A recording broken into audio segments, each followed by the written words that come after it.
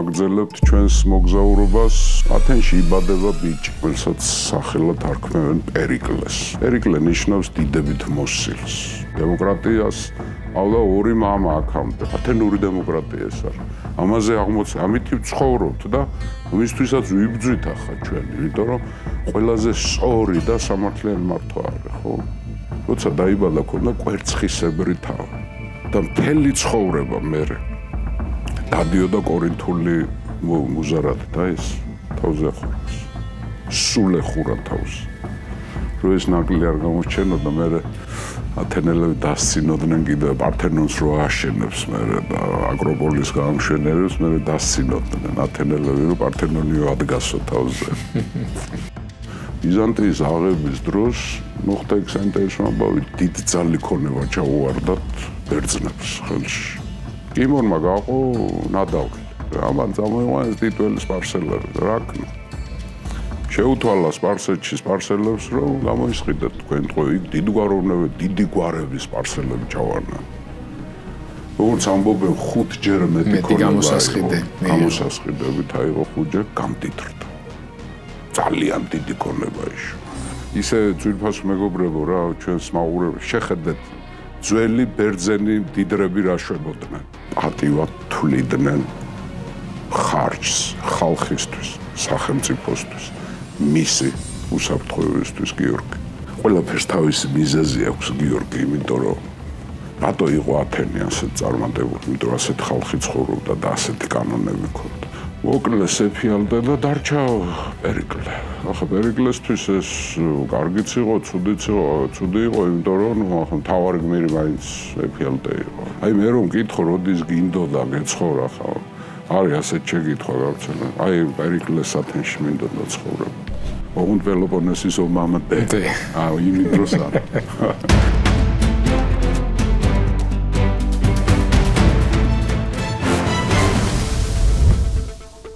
წარსული გვიყვება ისტორიებს, რომლებიც ხშირად განსაზღვრავს ჩვენს მომავალს.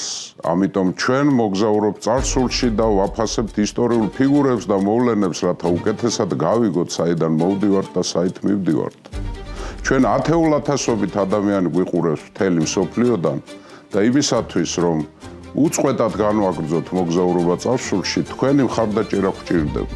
თუ ჩვენი შინაარსი თქვენთვის მნიშვნელოვანია, დაგვიჭირეთ მხარი. თქვენს მიერ გაღებული თითოეული დონაცია არის ინვესტიცია თავისუფალ მედიაში, პლატფორმაში, რომელიც იცავს დამოუკიდებელი ქართული სახელმწიფოს იდეას, დემოკრატიას და ქვეყნის ევროპულ მომავალს. თანხის ჩარიცხვა შეძლებთ ეკრანზე და ამ ვიდეოს აღწერაში მითითებულ ანგარიშებზე, ასევე QR კოდის მეშვეობით. თქვენი რეგულარული, თუნდაც მცირედი დონაცია ჩვენ დაგვეხმარება გავაგრძელოთ მუშაობა და დავრჩეთ დამოუკიდებლები.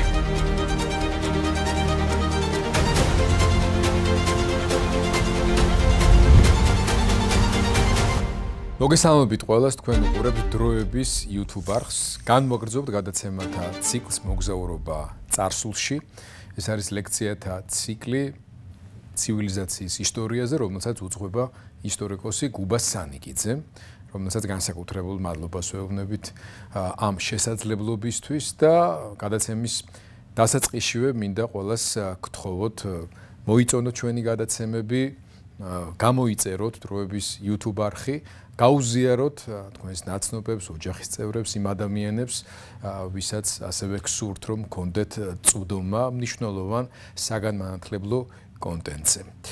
ჩვენ წინა გადაცემათა მთელი ციკლი დაუთმეთ პირველ დიდ ცივილიზაციურ დაპირისპირებას აღმოსავლეთსა და დასავლეთ შორის, ბერძნულ სპარსულ ომებს, რომელიც მსავსე იყო საინტერესო თავგადასავლებით, საინტერესო ფიგურებით, საინტერესო დრამატული დიდი ეპოქალური ისტორიებით და მივადექი ძალიან მნიშვნელოვან ეპოქას, რომელსაც კლასიკური საბერძნეთის და თუ არ მეშლება, თუ არა კუბაზე შემისწორებს პერიკლეს ეპოქასაც უწოდებენ, სწორედ აქ გავჩერდით და აქედანვე დავიწყოთ კუბას გისმენთ.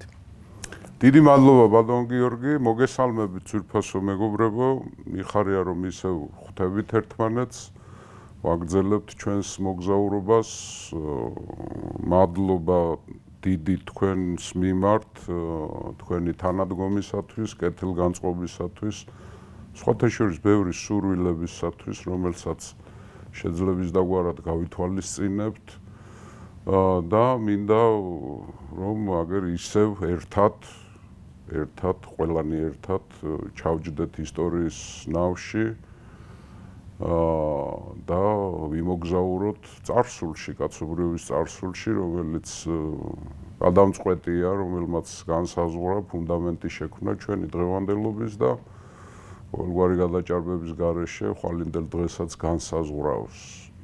ჩვენ ისევ იმ აზრზე ვრჩებით, რომ სწორი არჩევანი, სწორი მომავლის დაგეგმვის საწინდარი არის ჯერ წარსულის კარგად ცოდნა და მერე მისგან გაკვეთილების გამოტანა და წარსულში გულისხმობთ არა მარტო ჩვენი ქვეყნის, ჩვენი ერის ხანგრძლივ ისტორიას, არამედ სხვა ხალხების და ზოგადად კაცობრიობის ისტორიას და გონია რომ სწორი მიმართულებით მივდივართ. ახლა ვაგრძელებთ ჩვენს მოგზაურობას. ჩვენ გავიარეთ ბერძენ-სპარსელთა ომების დრამატული ისტორია, საკმაოდ დიდი გამოგვივიდა და გავიცანით გმირები, ახალი გმირები ჩვენთვის, ბევრი ძველიც გავიცანით და თავიდან გავიცანით და ახლოს შევხედეთ მათ გმირობებს თუ ანტიგმირობებს და გადავედით ახლა ახალ ეპოქაზე. ომი დამთავრდა, თუმცა ის კარგახანი გაგრძელდა, მაგრამ თავარი ინტენსიური ომი შეჩერებულია და საომარი მოქმედებები არის სპარსეთის იმპერიაზე გადატანილი უკვე, თვითონ საბერძნეთი არის დამშვიდებული, დაწყნარებული და რაც მთავარია გამარჯვებული.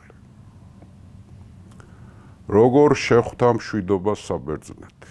ეს აუცილებლად უნდა გავიაროთ, რა დასკვნები გამოიტანა გამარჯვებულმა საბერძნეთმა, ბერძნულმა მხარემ. ახლა გავიხსენოთ, რომ საბერძნეთი ერთიანი სახელმწიფო არ არის, პოლიტიკური ერთეული ერთიანი არ არის, მაგრამ ეს არის დიდი კულტურული ერთობა, რასაც ელინური სამყარო ქვია.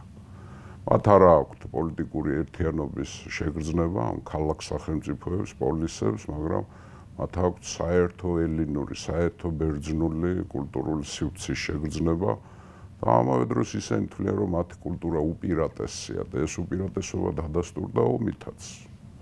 მათ დაამარცხეს ბარბაროსები. და ბარბაროს ხალხებში ყველაზე ძლიერი ხალხი სპარსელები.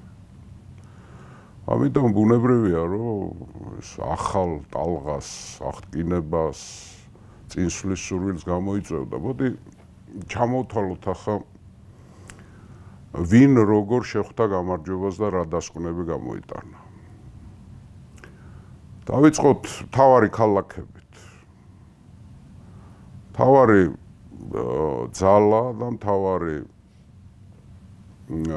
შესაძლებლობა საბერძნეთის ამ ომში ხმელეთზე იყო, რა თქმა უნდა, სპარტის სახელმწიფო და სპარტელებმა გაუგონარი სიმამაცე და გმირობა გამოაჩინეს ჯერ თერმოპილეში და მერე პლატეას ბრძოლა, მიუხედავად იმისა, რომ ახლა ათენელები და სხვები შეიძლება დაობდნენ ვინ იყო მთავარი, მაგრამ მთავარი სოლისტები მაინც სპარტელები იყვნენ. როგორ შეხვდა სპარტა გამარჯვებას? სპარტა შეხვდა ისე, რომ არაფერი არ შეცვლილა და ბუნებრივიც არის, იმიტომ რომ სპარტის მთავარი ნიშან-თვისება არის უძრაობა.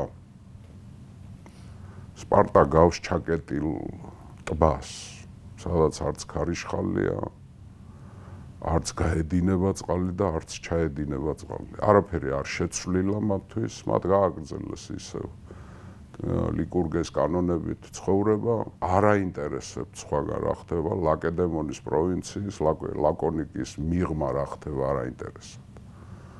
მხოლოდ ეფორებს, რომლებიც განსაკუთრებული თავმდებობა იყო, გაგახსენებთ, ეს იყო ყველაფრის კონტროლი. 5 ეფორი აქცევენ ყურადღებას რა ხდება ლაკედემონის საზღვრებს გარეთ. ისინი აკვირდებიან მსოფლიო პროცესებს, საბერძნეთში მიმდინარე პროცესს და არჩენი არაფერი არ შეცვლილა. თუმცა ერთი ცვლილება მოხდა, გიორგი. გამარჯვების შემდეგ სპარტაში შევიდა დიდი ქონება, ნადავლი. სპარსელებზე წართმეული ბრძოლებში, ქალაქების აღებების დროს, რა თქმა უნდა, ნადავლს იყოფდნენ ბერძნული გამარჯვებული ქალაქები და სპარტაში შევიდა დიდი ქონება. სპარტელებისთვის უჩვეულო რა. სიმდიდრე გაჩნდა. ხო, რომ სპარტაში სიმდიდრე სირცხვილად ითვლებოდა და ლიკურგეს რეფორმების მთავარი პრინციპი იყო, რომ სპარტაში უნდა იყოს თანასწორობა. ყველა თანასწორი უნდა იყოს ქონებაში, არისტოკრატიც, ნაკლები წარმომავლობის ადამიანს, ყველა სპარტიატი თანაბარი.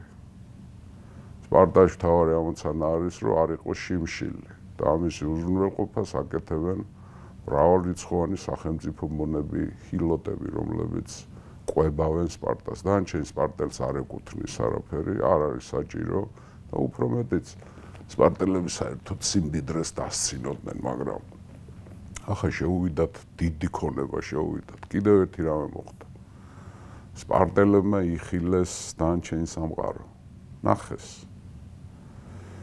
ანუ ჩვენ გვახსოვს ხო სპარტიდან ლაკედემონის ტერიტორიის დატოვების უფლება სპარტელს არ ჰქონდა. ორი პირობა იყო, ან ელჩობის დროს, ან ომის დროს გადიხარ. სხვა დროს შენ ვერ გადიხარ, როგორც კი დატოვებ, მაშინვე კანონგარეშე ცხადდები და სხვათა შორის დემარატი, რომელიც იძულებით მოვალატე გახდა, დემარატის დანაშაული იყო, რომ მან სპარტის ტერიტორია დატოვა და სპარსელებთან გაიქცა. ძალიან ბევრმა ათასობით სპარტელმა იხილა სამყარო.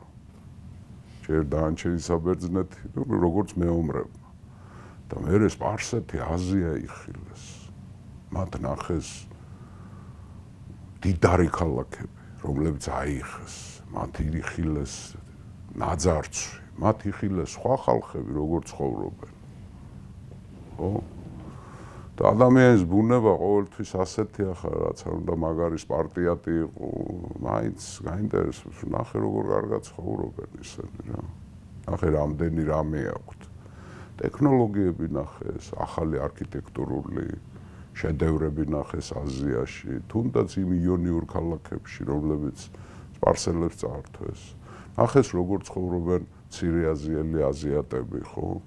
როგორ მეურნეობა აქვთ, როგორ ქცევის წესი აქვთ, ანუ მათ ბევრი რამ ნახეს.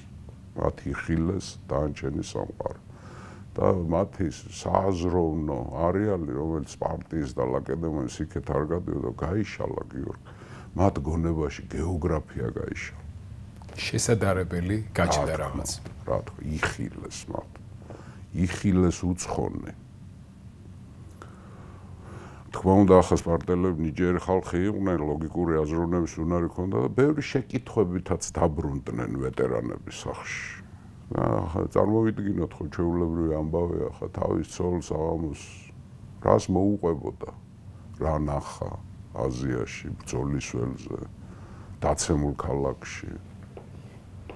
ძალიან ბევრ ამბებს მოუყვებოდნენ თავის ოჯახის წევრებს და სპარტაში გამოიცვალა ყველა ვარიანტში. ვარაუდიც კი არ არის, სპარტა გამოიცვალა. სპარტამ იხილა სამყარო.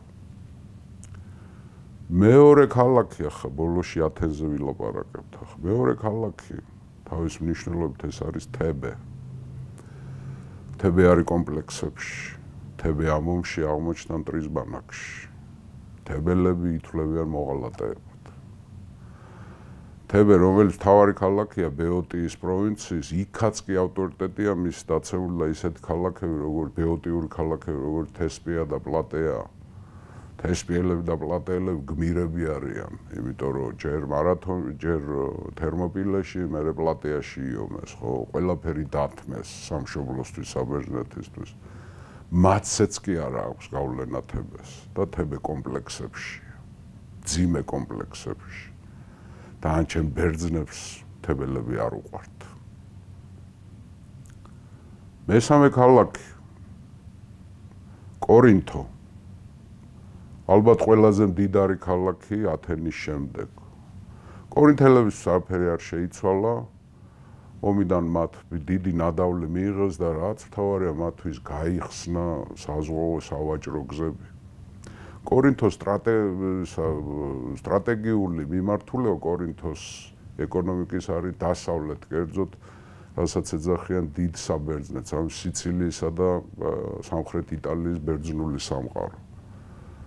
და იქ ვაჭრობით დიდრდება და ახლა ამას დაემატა უკვე აღმოსავლეთის ბაზრებიც. გაიხსნა ეს სივრცე. უბრალოდ ჩვენს მაყურებელს რო შევახსენოთ, სიცილიის ჩათვლით და მაგით დაწყებული ეს ძველი ბერძნული კოლონიები და იმდენად დიდი სამყარო არის, რომ დიდ საბერძნეთს ეძახიან. აი როცა შეხვდებით სამდე ან გადაცემაში, ან რაიმე დოკუმენტში, ისტორიულ დოკუმენტში, დიდი საბერძნეთზე როცა ლაპარაკი, არის საუბარი სიცილიისა და სამხრეთ იტალიის ბერძნულ სამყაროს, სადაც გრანდიოზული ქალაქებია. ნეაპოლი, სირაკუზი, ეგესტა, რეგიუმი, მეტაპონტუმი, სელინუნტი, რავი, ბევრი, ძალიან ბევრი. ათობით დიდი ბერძნული ქალაქია და ძალიან მდიდარი. ძალიან მდიდარი. სიმდიდრით ისინი უფრო მდიდრები იყვნენ. ათენის და კორინთოს გამოკლებით, ის ბერძნული ქალაქები გაცილებით უფრო მდიდრები იყვნენ, ვიდრე დაანჩენი ეს აქეთა კონტინენტური ელადა, რასაც ქვია, ხო? ამიტომ კორინთოში არაფერი არ იცვლება, მაგრამ მდიდრდება. აი ფუფუნება თუ ვინმეს აინტერესებს, ფუფუნება, სიმდიდრის სიყვარული, კარგი ცხოვრება, თქვათ, ხო? ეს არის კორინთული ცხოვრების წესი, რასაც სხვათა შორის მათი ერთ თანამოძმე, იმიტომ კორინთელებიც ისტორიელები ყოველთვის დასცინოდნენ სპარტელებს, მარტო ათენელებს კი კორინთელებსაც დასცინოდნენ, ოღონდ კორინთელები მაინც მათიანები იყვნენ და დორიელები იყვნენ. მეოთხე ქალაქი ეს არის არგოსი, ძველი დიდების მქონე, მაგრამ დაკომპლექსებული სპარტასთან მტრობით. არგოსის მთელი ისტორია არის მტრობა სპარტასთან და საერთოდ პელოპონეს სამხრეთ საბერძნეთის ისტორია რო ავიღოთ, ეს არის კონკურენცია არგოსს და სპარტას შორის. თავიდან არგოსი, აი არქაულ ეპოქაში არგოსის ჯაბნიდა სპარტას, მაგრამ მერე სპარტა დაწინაურდა. განსაკუთრებით ლიკურგეს რეფორმების მერე და არგოსი არის დაბოყმილი. ისევე როგორც თებეს კომპლექსი აქვს ათენის. აი ამ ორ ქალაქს, აი ორი წყვილია საბერძნეთს როცა ვსაუბრობ, ორი წყვილია მტრობაში. ათენი და თებე და სპარტა და არგოსი. სადაც არიან ათენელები, იქ თებელები არ არიან. სადაც არიან სპარტელები, იქ არგოსელები არ არიან, ხო? და მივადექით ბოლოს, მაგრამ მე რომ გითხოთ თავარ ქალაქს. და მთავარ სოლის ამ გამარჯვებაში. ათენი როგორ შეხვდა ამ ცვლილებას, ანუ ის წინა ქალაქები რაც გავია, ცვლილება არაფერი არ არის. უბრალოდ სპარტელებმა სამყარო ნახეს, მეტი არაფერი. აი თუ ვინმე შეიცვალა, ეს არის ათენი. საერთოდ მე რომ გითხოთ, არიან აი ძალიან წარმატებული ერები მსოფლიოს ისტორიაში და ხალხები და ქალაქები, ახლა ჩვენ არ გვიყვირს ეს ხო, იგივე რომი მოგვიანებით როგორ ერთი ქალაქი რას მიაღწევს, მაგრამ აი გაკვირვებას იწვევს ათენე, ზოგადად იონიელების და კერძოდ ათენელების მარადიული წინსვლა, მარადიული პროგრესი. ახლა მე როცა ვთქვი, რომ სპარტა უძრავ ტბას აგავს, ათენი არის ოკეანე, სადაც ქარიშხალიც იცის, მაგრამ როცა მზე გამოანათებს, ოკეანის სივრცე იხსნება. და წყალი, ოკეანე ეს არის ახალი შესაძლებლობები, აი ბერძნისთვის წყალი, ზღვა, ოკეანე იყო ახალი შესაძლებლობა. ფინანსურიც, მორალურიც, კულტურულიც, ფიზიკურიც, ყველანაირი. ამიტომ ათენი უფრო გავს თუ სპარტას ტბას შევადარებ, თუ უძრავ ტბას, ათენი არის ბობოქარი, სტიქია, ხო? ათენში არის ორი პარტია, ვიცით ჩვენ. ერთი არის არისტოკრატული პარტია, ოლიგარქიული პარტია, ოლიგარქია ხა ძალიან გავრცელებული სიტყვა, ოლიგარქია ნიშნავს მცირეთა მმართველობას. ხო? ახლა არისტოტელე კი დიფერენცირებას უკეთებდა არისტოკრატიას და ოლიგარქიას. ახლა არისტოკრატია მას მიაჩნდა უკეთესი ფორმაცია მმართველობის და ოლიგარქია უარესი, სადაც ვერცხლის მოყვარეები მართავენ, მაგრამ პრინციპში შინაარსით ეს ერთ და იგივეა. არის დემოკრატიული პარტია.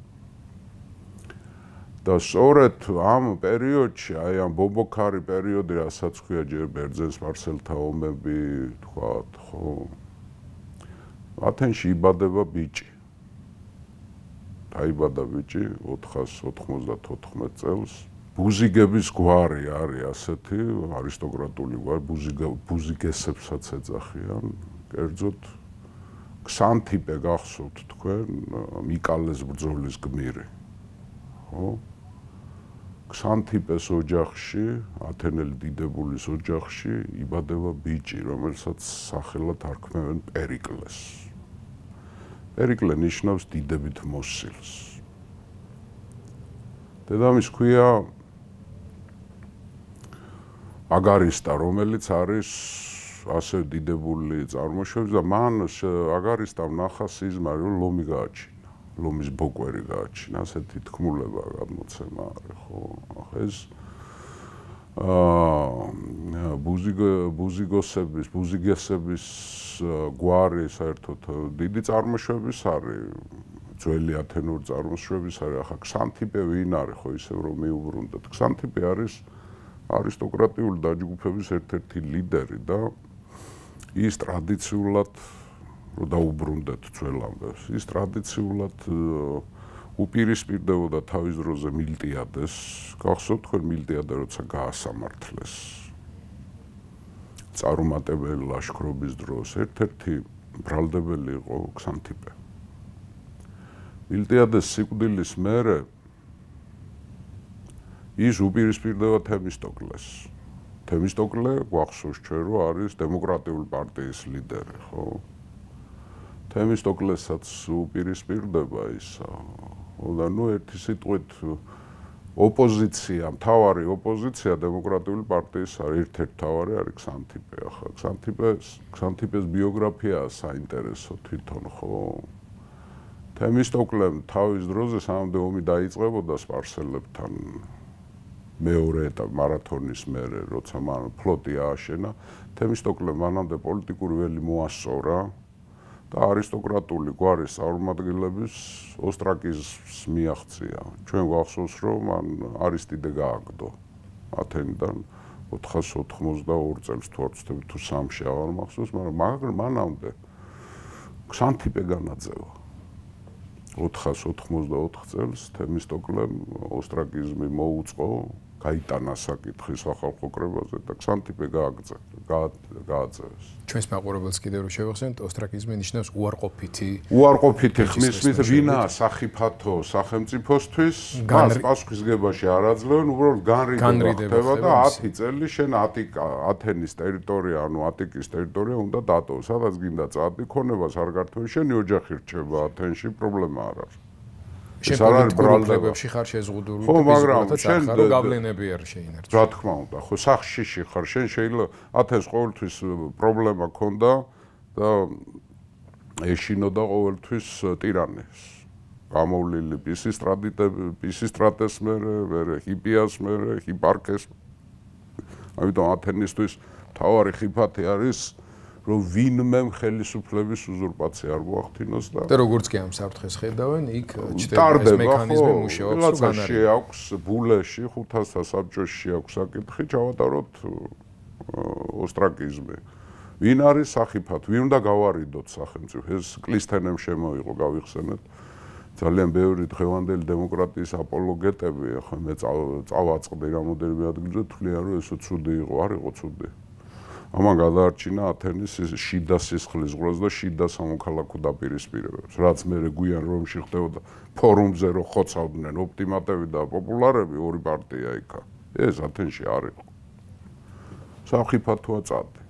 ხან დემოკრატები იგებენ, ხან ოლიგარქები იგებენ. და არაერთი შემთხვევა უკვე მოუყევია, როდესაც ისინი ბრუნდებოდნენ შემდეგ. მე 10 წელი შემდეგ და ჩვეულებრივად აგრძელებენ და თავმდებობებზედაც კენს იყრიან კაცო, პრობლემა არ არის. დამნაშავეთ არ ითვლება, მაგრამ გადი დაგვანები 10 წელი თავი. ხო? ამიტომ პერიკლეს ბავშვობიდან ახსოვს მამამისის გაძევება, რაც საკმაოდ ალბათ იმოქმედებდა მას. მანამდე ბიძამისი მეგაკლე გააძევა თემისტოკლე. დედამისის ძმა. ხო? ახლა თვითონ ქსანთიპეს ბიოგრაფია არის საინტერესო, მამამის მე დედაზე გადავალთ აუცილებლად. ქსანთიპე მერე რომ გვახსოვს ჩვენ როცა სპარსელები მოადგნენ ათენს და მაშინ თემისტოკლემ ამნისტია გამოაცხადა, იმიტომ რომ არისტიდე ჭირდებოდა და არა მარტო არისტიდე, არამედ ყველა გაძევებული ათენელი. ხო? 480 წელს ამნისტიის შემდეგ ქსანთიპე დაბრუნდა ათენში, იქ ძალიან საინტერესო ამბავი ხდება, როცა ევაკუაცია მიდიოდა და სპარსელები მოდიან უკვე და ქალაქი რო იცლება უკვე, ხო? ქსანთიპე იყო ერთ-ერთი ტრიერის, ანუ სამხედრო გემის კაპიტანი. და როცა მიატოვეს ათენი, მართლა სიუჟეტურია, ხო? და როცა თავის გემით, თავის მეხოფეებით და ეკიპაჟებით გაცურდა სალამინისკენ, ხო? ცხოველის აყვანის უფლება არ ჰქონდათ გემზე და ჯერ ერთი ადგილიც არ იქნებოდა. და თავისი ძაღლი მიატოვა ქსანთიპემ და ამ ძაღლმა იცურა გემს, მიყვებოდა გიორგი. ეს ქსანთიპე იდგა საჭესთან და ტიროდა. და იმ ძაღლმა მიაღწია სალამინამდე და ნაპირზე ავიდა და მოკვდა ძაღლი. აი ასეთი ამბავია ხა. ჩვენ როცა ყვებით ისტორიას და მოგზაურობას რო ყვებით, ჩვენ მშრალი ამბები არ ჩვენს მაყურებელს არ აინტერესებს მშრალი. აი ასეთი ამბები უფრო აინტერესებს, ხო, იმიტომ რომ ის ხალხიც 25 საუკუნის წინ ვინც იყვნენ, ჩვენნაირი ადამიანები იყვნენ. ჩვენნაირი განცდები ჰქონდათ, ხო, ქსანთიპეს ძაღლი. ხო. მე სალამინის ბრძოლაში მიიღო მონაწილეობა, იბრძოლა, მაგრამ გემის კაპიტანი იყო, თავი გამოიჩინა და მე გახსოვთ თქვენ, როცა თემისტოკლე ჩამოაცილეს სარდლობას ათენელები, ის გახდა ათენური ფლოტის მეთაური და მიკალეს ბრძოლაში სპარტის მეფესთან, ლეოტიხიდესთან ერთად გახსოვთ თქვენ, როცა მიკალეს კონცხზე სპარსელები გაანადგურეს, მიკალეს გმირი გახდა ქსანთიპე. ქსანთიპეს ერთი საინტერესო პოზიცია ჰქონდა. ქსანთიპეს ჰქონდა პროქსენობა სპარტის მეფე ლეოტიხიდესთან. რას ნიშნავს პროქსენია ეს ინსტიტუციაზე უნდა ვისაუბროთ. სოთეშეს ჩვენთვის საკმაოდ ახლობელია ქართული და კავკასიური ცნობიერების. ეს არის ძმათნაფიცობა. პროქსენობა. ქსენია ბერძნულად არის სტუმრის მოყვარეობა, უცხოს მოყვარეობა. ქსენია საქართველოს ქალის სახელი არის სტუმართმოყვარეს. სტუმართმოყვარეს ნიშნავს, ხო, ქსენია. პროქსენია არის წესი, სტუმართმოყვარეობის წესი, რომელიც გადადის ძმობაში. ახლა როგორი რიტუალია და რას ნიშნავს? ეს სხვათა შორის მე დიპლომატიური ინსტიტუცია ხდება ძველ საბერძნეთში, პროქსენია. შენთან მოდის კაცი სტუმრად, შენ აუცილებლად ბერძნებში სტუმრის მიღება იყო აუცილებლად, კარს ვერავითაში ლამის ჩვენნაირი სტუმართმოყვარეობა ქონდა, სტუმარი უნდა მიიღო, დააპურო, გაუმასმილდა, მაგრამ მე როცა მიდიოდა სტუმარი და მასპინძელი რაღაცა ნივთს ცვლიდნენ, საჩუქრად აძლევდნენ. რომელიც მე მთელი ცხოვრება საიდუმლოდ რჩებოდა ეს ნივთი. აი ეს მაჩუკას ქუჩაში კერდადი. ეს შეიძლება ყოფილიყო იარაღი. ან რაღაცა ნივთი ან რაღაც ერთმანეთში გაცვლიდნენ. და მე მთელი ცხოვრება ამ ნივთს ინახავდნენ. ეს უკვე ნიშნავდა პროქსენ. ფიცვერცხლი რო ავიღო, ფიცვერცხლი ხო რა, ჩათლილი ვერცხლი ჩვენთან რაც იყო მთაში, ხო? აი ასეთი ინსტიტუცია არის, ნივთის გაცვლა და მე თაობებზე გადადის. მისმა შვილიშვილმა იცის, რომ აი მამაჩემმა, ბაბუაჩემმა იმისგან ეს საჩუქარი რომ მიიღო, სამაგიერო თაჩუქა ესა და ეს ნივთი და იმ ოჯახში ის ნივთი დევს და ეს ორი ოჯახი ხდებიან პროქსენები. ეს ცოდნა გადადის თაობებზე. თაობებზე გადადის. შესაბამისად ამოგვიგებია. ღალატი პროქსენობის არ შეიძლება. უფრო მეტიც, უფრო შორს წავიდა ეს ინსტიტუცია, რატო გახდა დიპლომატიური. მერე ქალაქებმა გადაიღეს, მაგალითად. თუ ვინმე გავლენიან ათენელს, ყავდა გავლენიანი სპარტელი, პროქსენი, მერე ქალაქისთვისაც ის ხდებოდა პროქსენი.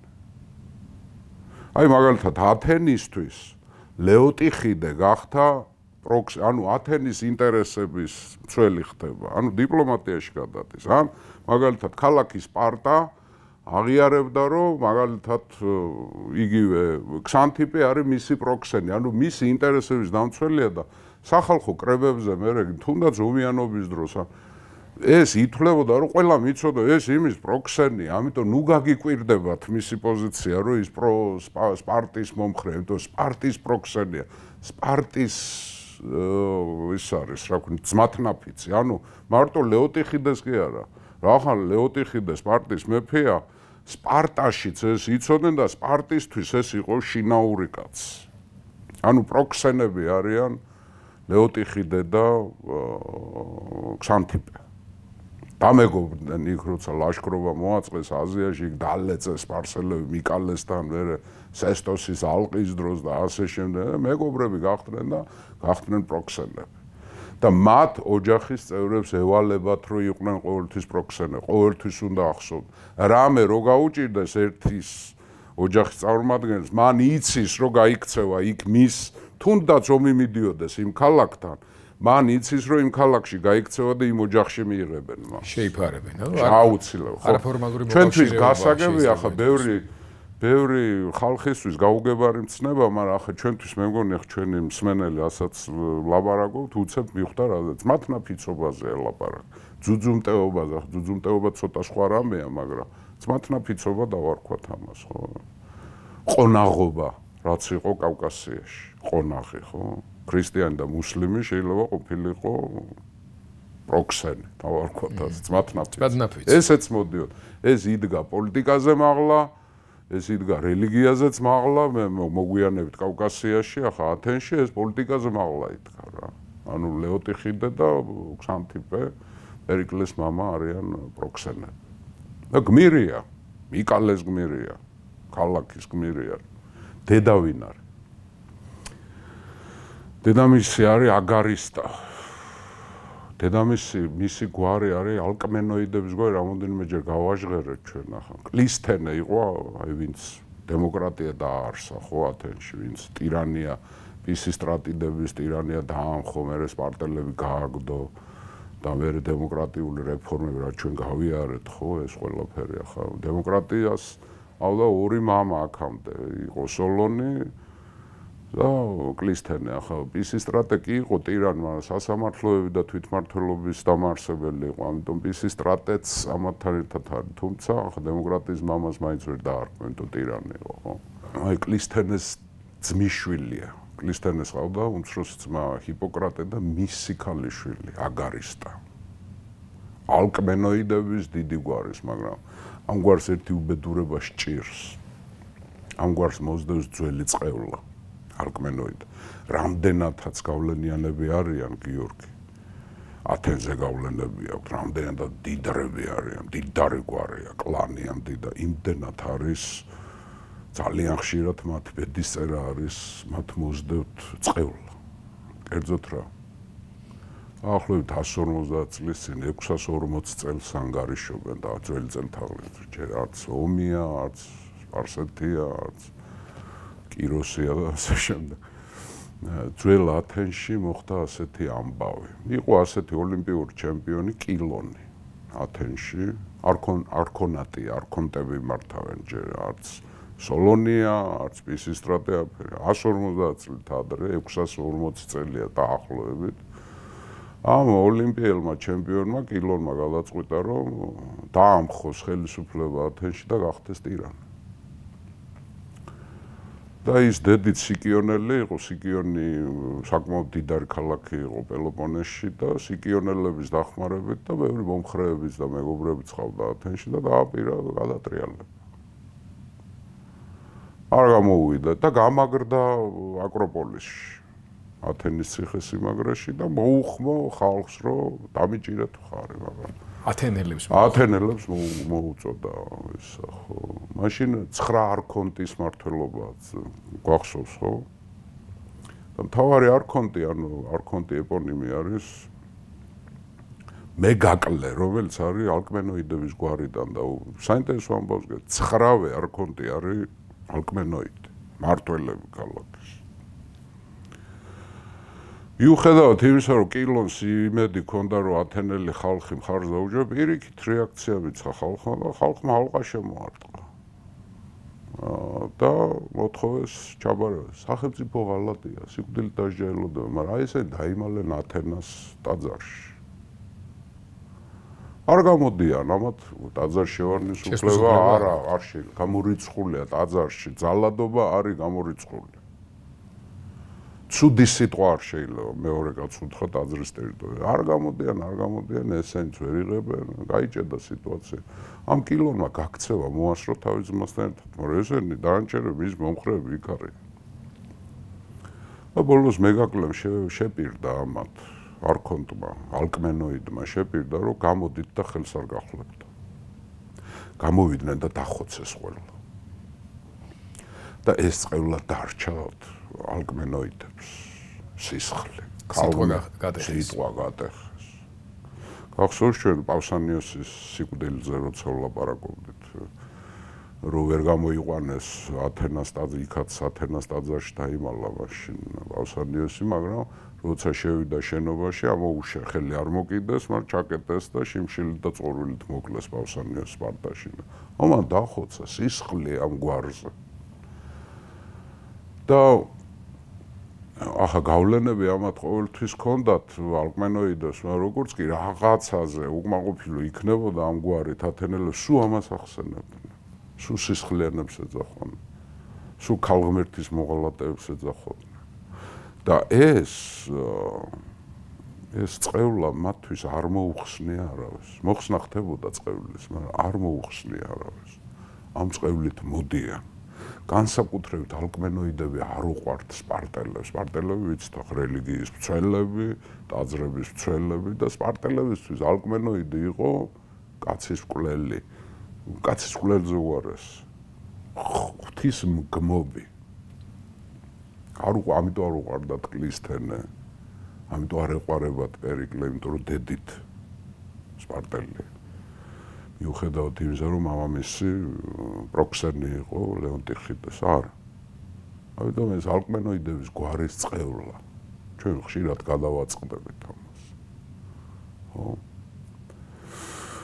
ამიტომ ეს უბედურება სჭირს დედის მხრიდან ახლა. როგორ იზრდება პერიკლე, დიდარი გვარი არის, დედითაც, მამითაც, შეძლება მამულები ატიკაში, დიდი ლატიფუნდიები, დიდი მიწები, დიდი გავლენები აქვს, მაგრამ იზრდება წესით ის არისტოკრატული გვარის წარმომადგენელი რახან არის უნდა იყოს არისტოკრატების, ოლიგარქიის მომხრე უნდა იყოს.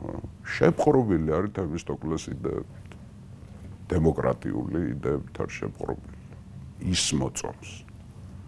თემისტოკლეს იდეები მოწონს. ხა ბევრი ცნობა მის ბავშვობის შესახებ არ ვიცით, მაგრამ პირველი ცნობები არის, რომ 18 წლის ასაკში ის წავიდა ჯარში. ათენში ასე იყო, 18 წლის ასაკში მიდიოდა ჯარში. 2 წელი მსახურობდი. სავალდებულო სამსახური იყო, ყველა ათენის მოქალაქე, არ აქვს მნიშვნელობა, დიდგვაროვანი ხარ, მეტეკი ხარ, ზევგიტი ხარ, ჰიბია ხარ, პენტაკოსია ხარ, არ აქვს მნიშვნელობა.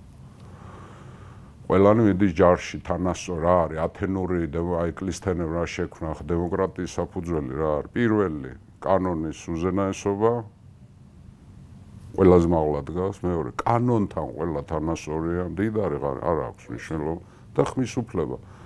ანუ სიტყვის თავისუფლებად ჩამოყალიბდა. ხმის უფლება რა არის? ნებისმიერ სახალხო კრებაზე შენ გამოსვლას თუ მოითხო, უნდა მოგცემ. აი ესა დემოკრატია ხო რა არის? კანონის უზენაესობა, კანონთან თანასწორობა და სიტყვის თავისუფლება. ეს არ კლისთენა. ათენური დემოკრატია ეს არის. ამაზე აღმოჩნდა, ამით ვცხოვრობთ და ამისთვისაც ვიბძვით ახლა ჩვენ, იმიტომ რომ ყველაზე სწორი და სამართლიანი მართვა არის, ხო? ის არის შეპყრობილი თემისტოკლეს იდეებით. მას მოსწონს მისი საზღვაო პოლიტიკა. წავიდა ჯარში 2 წელი, ახლა ჯარში რა არის? ვარჯიში, დილიდან საღამომდე, ფალანგაში ყოფნა, პატრულირება ატიკის საზღვრებზე, ზღვის სანაპიროზე, გაიარა წარმატებით, როგორც მოსალოდნელი იყო.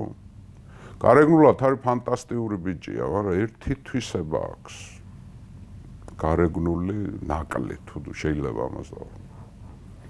როცა დაიბადა, ქონდა კვერცხისებრი თავი. ამიტომ მას ქონდა ამის კომპლექსი და მთელი ცხოვრება მე დადიოდა კორინთული მუზარად და ეს თავზე ხურავს. სულ ეხურა თავს. რო ეს ნაკლი არ გამოჩენოდა მე ათენელები დასცინოდნენ კიდე პართენონს რო აშენებს მე და აკროპოლის გაამშვენებს მე დასცინოდნენ ათენელები რო პართენონიო ადგასო თავზე. აი სულ ასე დადიოდა პერიკლე დადიოდა ყოველთვის კორინთული მუზარადით. არის ვერსია რომ სახშიც არ იხსნიდა. არ ვიცი ახლა რამდენად მახინჯად გამოიყურებოდა, მაგრამ ამ ნაკლის გარდა ძალიან სიმპათიური, ძალიან ჯანმრთელი და მაღალი და წარმოსადეგი კაცი იყო პერიკლე, ხო. 20 წლის ასაკში მან მიიღო მოქალაქის ფიცი. და გახდა მოქალაქე, მიიღო კენჭისყრის უფლება. ოღონდ თვითონ არა, სხვის არჩევაში, როგორც სპარტაში 30 წელს ხდებოდა უკვე კენჭისყრის უფლება გაქვს თანამდებობაზე, რო კენჭი იყო.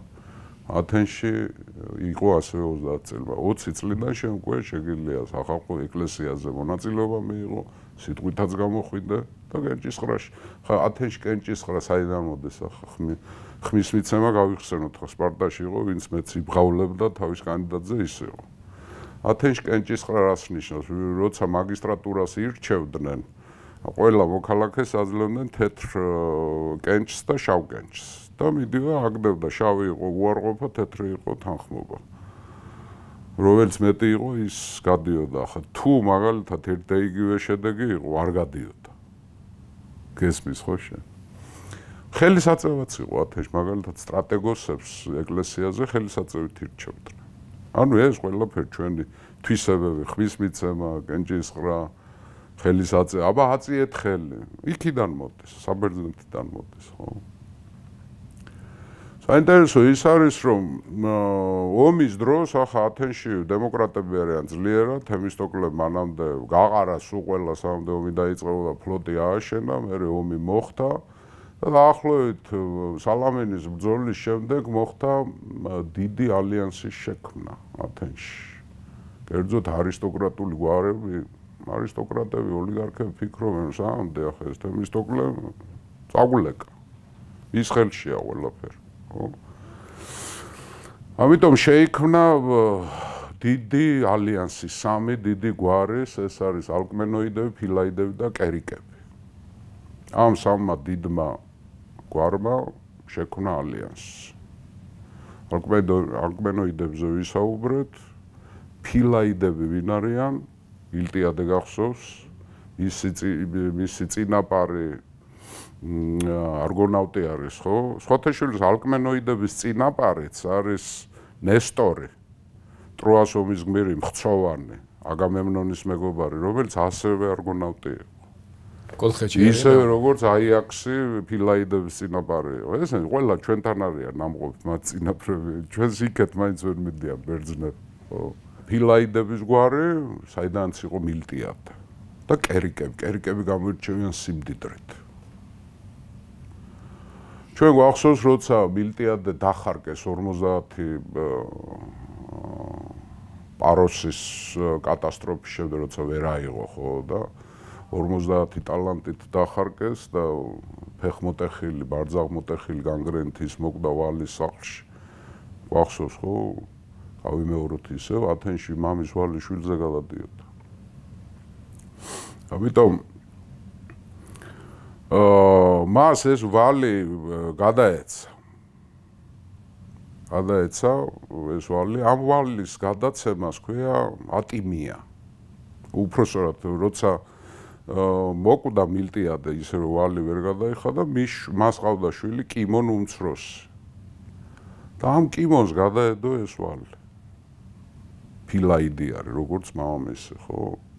ამას ქვია ვალის სირცხვილი, ანუ ატიმია. ათენში ვალი ითვლებოდა სირცხვილი. ვალის სირცხვილი, ანუ ატიმია, ვალის დასჯა, ასე. ატიმია ნიშნავს ვალით დასჯა. როგორ ისჯები? გეკრძალება ყველაფერი. არჩევნებში მონაწილეობა, სიტყვით გამოსვლა. პოლიტიკური უფლებები გაქვს ჩამოთვლილი. პოლიტიკური უფლებები გაქვს ჩამოთვლილი, სამდე არ გაისტუმრებ. შენ კენჭის ხრაში ვერ იღებ მონაწილეობა, ვერც შენ იყრი კენჭს და ვერც სხვას უყრის კენჭს. სხვათა შორის საგულისხმოა ჩვენთვის რითი განსხვავდება დღევანდელი სამყარო და დღევანდელი დემოკრატია ათენური სამყაროდან. დღეს ვალში ვინცაა ჩავარდნილი, რატო იყო? იმიტომ რომ მანიპულირებადი ხარ. როცა ვალი გაქვს ვიღაცა რაღაცას იმას გიდა და ხმას აცლა. და ყიდი შენ ხმას, ამიტომ ათენში ეს აკრძალული. ამდე ვალს არ გაისტუმრებ შენ სრულფასოვანი მოქალაქე არ ახარ. ათენის ბედის, პოლისის ბედის გადაწყვეტაში შენ ვერ მონაწილეობ. ეს ატიმია მას გადაუხადეს კერიკებმა. სანაცვლოდ მან იქორწინა კერიკების გვარის ქალზე და შეიკრა ეს ძლიერი გვარი. ალკმენოიდები, ფილაიდები და კერიკები და ეს კიმონი გახდა ლიდერი. კიმონი გახდა ლიდერი და მათ დაიწყეს თემისტოკლეს შევიწროება და კიმონი ფილაიდების გვარიდან. ფილაიდები მილტიადეს შვილია. მილტიადეს მარათონის გმირის შვილი არა. სხვათა შორის ყველა ამბობდა რომ ის იყო საუკეთესო მოყვარული შვილი მამამისის. მამამისი მოკვდა ვალის სახლში, ხო, გახსოვს ჩვენ. მილტიადე როცა მოკვდა და კერიკებმა უშველეს და რახან ვალიდან გამოვიდა არისტოკრატებს გამოუჩნდათ ახალი ამომავალი ვარსკვლავი, ახალგაზრდა გმირი, არისტოკრატული პარტიის ლიდერი. ხო, ლიდერი კიმონი. და კიმონი ერთ საინტერესო ამბავი უნდა გითხრათ კიმონზე რა, როცა სპარსელები შემოდიოდნენ ათენში და პანიკა იყო და გარბოდნენ ქალაქიდან სალამინზე, ხდებოდა ევაკუაცია ეგინაზე და ტრეზენში, პელოპონესში. გახსოვთ თქვენ რომ მოგიყევით რომ ეგიდა რომ დაიკარგა ათენას ფარი.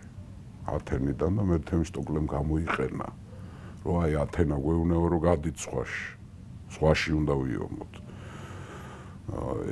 ესეც გამოიყენა და მეორეც რომ დელფოდან რომ შემოუთვალა ორაკულმა, ანუ პითიამ, ანუ მან რა ქვია, ქურუმმა ქალმა რომ ხის კედლები გადაგარჩენთ, მაშინ თემისტოკლემ აუხსნა ათენელო ხის კედლები ჩვენი ფლოტია, ჩვენი გემებია და დადასტურა. მაშინ დაიკარგა ეგიდა. ფარი. არის ასეთი ვერსია რომ კიმონმა გაიტანა ეს. რომ აეძულებია ხალხი, რომ აი ქალღმერთმა გვითხრა რომ გადით ქალაქიდან. რახან ფარი არის მწველი. ეგიდა გახსოვთ ხო? ზევსმა აჩუქა ტყავი საღვთო თხის ამალთეას ახლა და უბრუნდები ამას რა. დადიოდა ხმები რომ ეს კიმონმა ქნა. კიმონმა გაიტანა რომ აეძულებია პანიკაში მყოფი ზოგს წასვლა უნდოდა, ზოგს არ უნდოდა და ასე ხო წარმოგვიდგენია ახლა რაც ხდებოდა რა. მერე სალამინის ბრძოლაში მონაწილეობს არ არის გამორიცხული რომ არის გემის კაპიტანი, ერთ-ერთი გემის კაპიტანი. და მერე უკვე პირველად აი კიმონი როგორც ძლიერი ინსიგნიებით აღჭურვილი ადამიანი უკვე არის 469 წელს გახსოვთ თქვენ სპარტაში რომ ელჩობა ჩავიდა. ამ დროს უკვე არისტიდე მართავს ათენს. როცა ორგზის რო შეუთვალეს სპარსელებმა ათენელებს გადმოდით ჩვენ მხარეზე, მაშინ ათენელებმა გააგზავნეს დელეგაცია, ერთ-ერთი კიმონი იყო, სპარტელებს უთხრეს, რომ დროზე გამოდით, თორე ჩვენ თვითონ მივხედავთ და მერე მოხდა პლატეას ბრძოლა და ამბები და ისე. მერე წინაურდება ეს სამხედრო ტალანტია, წინაურდება მიკალეს, როგორც ჩანს მიკალეს ბრძოლაშიც მონაწილეობს და მერე ბიზანტიონის ალყის დროს უკვე არის სტრატეგოსი. ანუ სარდლად აირჩიეს და ბიზანტიის აღების დროს მოხდა ეგ საინტერესო ამბავი, დიდ ძალი ქონება ჩაუვარდათ ბერძნებს ხელში. იქ არიან ათენელები და მოკავშირეები, ხო და კიმონმა გაყო ნადავლი. როგორ გაყო? მთელი ქონება ოქრო, ვერცხლი, ფარჩეული, ყველაფერი ნივთი, ყველაფერი ნაძარც ვიღაც არის და მეორე მხარეს გამოიყვანა სპარსელი ტყვეები, რომლებსაც ძვირფას ტანსაცმელი აცვია ძალიან, გააშიშვლა ისინი, ეს ტანსაცმელიც აი იმ წილში ჭადო. ორ წილად გაყო. შიშველი სპარსელი ტყვეები და ქონება. და მოკავშირეებს ეუბნება, ათენელებს მოკავშირეებს, რომ აირჩიეთ რომელი გინდათ. გადავლე. რომელსაც აირჩევთო მეორე წილიო ათენელებს დაგვრჩებათ. და რა თქმა უნდა იონიელებმა და მოკავშირეებმა დანარჩენებმა არჩიეს ოქრო და ამან წამოიყვანეს ტიტუელი სპარსელები. რა ქნა? შეუთვალა სპარსეთში სპარსელებს, რომ გამოისყიდეთ თქვენ თქო იქ დიდი გვარების სპარსელები ჩავარდნან. როგორც ამბობენ 5 ჯერ მეტი ქონება იყო, გამოსასყიდებით აიღო 5 ჯერ გამდიდრდა. ძალიან დიდი ქონება იშო. მარტო ბიზანტიონში არა, როგორც ჩანს სესტოსის აჯანყების, სესტოსის ალყის დროსაც მე სტრატეგოსია, მე დაიბრუნა მამამისის სამკვიდრებელი და ბაბუამისის ბიძა პროფესორად მამამისის ბიძის სამკვიდრებელი თრაკიის ხერსონეს. ძალიან დიდარია უკვე. დიდარია, სამხედრო ბელადია. მე გახსოვთ ევრიმედონტის ბრძოლაში სპარსელებს საერთოდ გაასორა მიწასთან, ფლოტის გარეშე დატოვა და უდიდესი ავტორიტეტი აქვს. ანუ ათენში ხო და საინტერესო ისაა, რომ მე ამ პარტიამ, არისტოკრატიულმა პარტიამ, ხო, რომელსაც კიმონი უდგა სათავეში, იმდენ იქნა, რომ მე თემისტოკლე გააკეთეს. 471 წელს თემისტოკლე გაიქცა.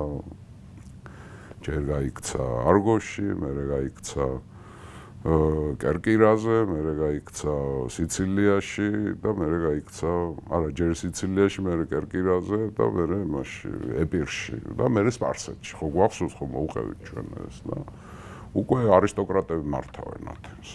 კიმონი არის თავარი პერსონა და კიმონის საგარეო პოლიტიკა როგორია, საინტერესო რა არის. კიმონი ამბობს ასეთ რამეს, რომ ჩვენ შიდა ბერძნულ დაპირისპირებაში ახლა თემისტოკლე იყო ათენის განვითარებაზე და ქიშპი სპარტას.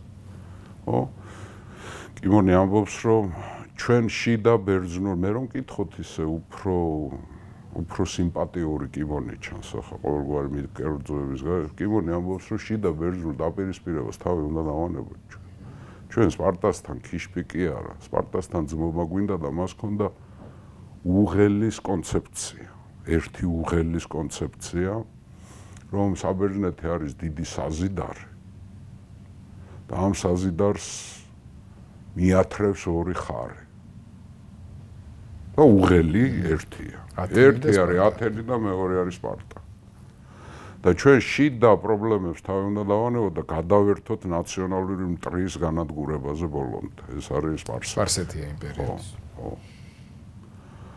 და კიმონს დიდი ისენი ქონდა, რა ქვია. დიდი პოპულარობა ქონდა და ახლა ათენში იყო მაშინ ასეთი დემოკრატიული პარტიის ლიდერი ეფიალტე, საკმაოდ საინტერესო და პატიოსანი, დაბიო წარმოშობის პოლიტიკოსი, მაგრამ კიმონს ვერ ერევა ვერავინ.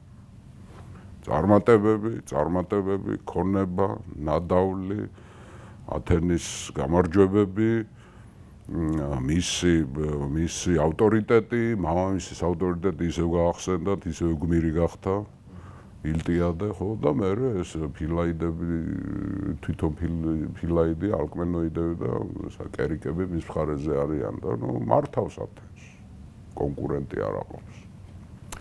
და უბრუნდეთ პერიკლეს ახლა და მე ისევ გავაგრძელებთ რა.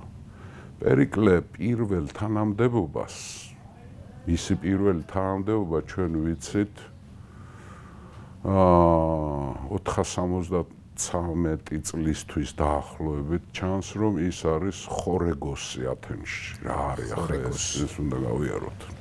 საუცილებლად უნდა გავიაროთ. რას ნიშნავს ხორეგოსი? ხორეგოსის თანამდებობა. სიტყვა ლიტურგია ყველას გაგვიგია, ხო, ძვირფასო მეგობრებო. ვიცი, ეკლესიო განათლებაც ბევრს აგვაქვს და ლიტურგია. ლიტურგია ათენში იყო საზოგადოებრივი ვალდებულება, საზოგადოებრივი სამუშაოები. ანუ შენ არ გევალება, მაგრამ რამე რო იყოს გევალება. საზოგადოებრივი სამუშაოები, საზოგადოებრივი ვალდებულებასაც ნიშნავს, სახალხო ვალდებულება. სახალხო აქტსაც ნიშნავს, ხო? ლიტურგიას ჰქონდა რამოდენიმე ანუ ეს არის მოვალეობა, საზოგადოებრივი მოვალეობა დავარქვათ ასე. საზოგადოებრივი მოვალეობა გაქვს შენ, კონსტიტუციაში არსად არ წერია, დაწერილი კანონი არ, მაგრამ ითვლება. ლიტურგია ევალებოდა დიდარ ხალხს. კერძოდ, პირველი ეს არის ხორეგეა. რა არის ხორეგეა? ხუთი საზოგადოებრივი მოვალეობა ჰქონდათ დიდრებს, ვისაც ჰქონდათ 3 ტალანტზე მეტი შემოსავალი და ზევით. ხუთეზე იყო უფრო მეტი, უფრო მდიდარი უნდა იყო 10 ტალანტზე ზევით უნდა ქონოდა. შენ გევალება, რომ ყოველწლიურად ხარჯი უნდა გაიღო. ხორეგი არა არის, ეს არის დიონისეს დიდი დღესასწაული, ეს არის მარტის 25 მარტიდან 1 აპრილამდე, ეს არის დიდი დღეები ღმერთის დიონისეს საპატივცემულოდ და ამ დროს არის შეჯიბრი მუსიკაში, თეატრში, სპექტაკლებში. შენ უნდა დააფინანსო ეს დიონისეს დღესასწაული. შენ ფული უნდა გადაიხადო და ეს ვალდებულება იძულება პატივი იყო. შენს ოჯახს რო ევალებოდა მაგალითად ხორეგიას დროს დაგეფინანსებ. იქ ბევრი გვარი მონაწილეობდა. ერთ-ერთი არის ეს ხორეგოსი. ანუ დამფინანსებელი და იმ წელს მისმა გუნდმა გაიმარჯვა. პერიკლეს, ახალგაზრდა პერიკლეს გუნდმა გაიმარჯვა ხორეგიაში. მეორე ეს არის გიმნასიარქია. ანუ პირველი არის ხორეგია, ანუ დაფინანსება რელიგიური წარმოდგენების. გიმნასიარქია რა არის?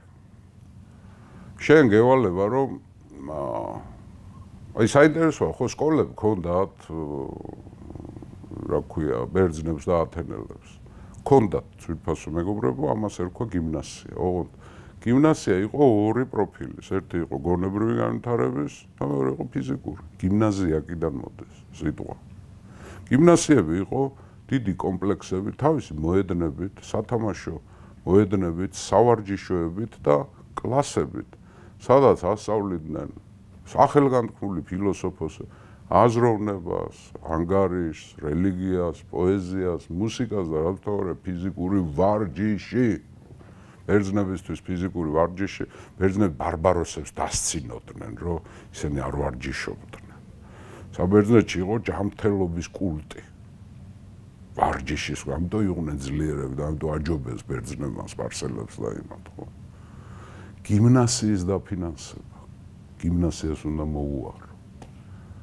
დაგავო, საჭმელი შეიტანო, ანუ შეფობა უნდა შეინახო გიმნასია. ხო, ინფრასტრუქტურაც. გიმნასია არქია, ეს არის მეორე ფუნქცია. ესტიას მესამე რა არის? ეს არის დაპურება. საჭმელი უნდა აჭამო ღარიბებს. განსაკუთრებით შენი ფილე ხო გვახსოვს 10 ტომატარი და შენ ფილეში ვისაც შია შენ საჭმელი უნდა აჭამო. ფული რო გაქვს, კარგად რო ცხოვრო, ისე ძვირფასო მეგობრებო რა, ჩვენს მაყურებს შეხედეთ ძველი ბერძენი მდიდრები რა შვებოდნენ.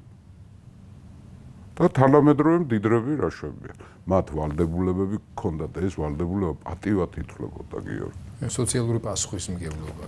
არ ქვია ამას. მეოთხე იყო არქითეორია. რას ნიშნავს ეს? არქე არის სახელმწიფო ხელისუფლება, თეორია არის დაკვირვება. ეს არის შეფობა, ფინანსური დაფინანსება ელჩობის, დიპლომატიის, როცა მიდიან სალოყოს, ხო ხარჯია. თვითმფრინავები არ იყო, მესიჯს ვერ გააგზავნიდა, დიდ გზაზე მიდის, ხო კაცია ხა, სპარსეთში უნდა ჩავიდეს, ან სადმე უნდა ჩავიდეს, ან მეორე ქალაქში, მას დაფინანსება ჭირდება, ის თავის ხარჯით ვერ წავა. და მეორესა რელიგიური დელეგაციების გაგზავნა ტაძრებში, მათი უსაფრთხოება. ეს არის მეოთხე არქითეორია. ეს არის აუცილებელი, მაგრამ იყო საგანგებო კიდე, მეხუთე, ყველაზე ძვირი. ეს არის ტრიერარქია. ტრიერარქია. ტრიერარქია, ტრიერა გავიხსენოთ რა სამხედრო გემი. სამხედრო გემი, კი. სამბაქნიანი, სამ რიგად თითო მხარეზე ნიჩბები, ხო? ეს არის ანტიკური სამყაროს მთავარი სამხედრო ერთეული, სამბაქნიანი. ტრიერარქი ვინ არის? ათენის სახელმწიფო გემის ჩონჩხს აშენებდა. ხეთყე ჩამოქონდათ, ათენში დღეები არის, უფრო მოქონდათ თრაკიიდან მასალა. გემს აშენებდა, მაგრამ დანარჩენი მისი გაწყობა, შეიარაღება, ეკიპაჟების ხელფასები, მათი ჭამა, გემის კაპიტნის დაქირავება, იარაღი, ამუნიცია, იალქანი, ნიჩბები შენ უნდა გადაიხადო. შენ უნდა შეინახო. ფლოტის უზრუნველყოფა. ტრიერარქებს ჰქონდათ ასეთ პირობა 10 ტალანტზე მეტი უნდა ქონოდა. მე მოგვიანებით პელოპონესის ომის დროს, როცა გაუჭირდებათ, უკვე მე შეამხანაგება იწყება რა. რამოდენიმე, ვიღაცას 3 ტალანტი აქვს, ვიღაცას 4 აქვს, მე იმათი შეამხანაგება ხდება, ხო? ძვირფასო მეგობრებო, ნახეთ, ძველი ათენელი დიდრები პატივად თვლიდნენ ხარჯს ხალხისთვის, სახელმწიფოსთვის, მისი უსაფრთხოებისთვის გიორგი. ყველაფერს თავისი მიზეზი აქვს გიორგი, იმიტომ რომ რატო იყო ათენი ასეთ წარმატებული, იმიტომ რომ ასეთ ხალხი ცხოვრობდა და ასეთი კანონები ჰქონდა. აბა ისე არა, წამოწოლილზე შენ ვერ გაბატონდები, ვერ იქნები მაგარი, წამოწოლილი სიმაგრე არ არსებობს.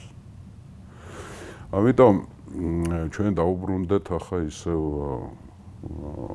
პერიკლეს და ათენს ახლა ხორეგოსი ვიცით რომ 473 წელს მარტივად თქვა მდიდრებს ჰქონდათ ვალდებულებები, მაგრამ ჰქონდათ მეტი ვალდებულები, მორალური ვალდებულებები.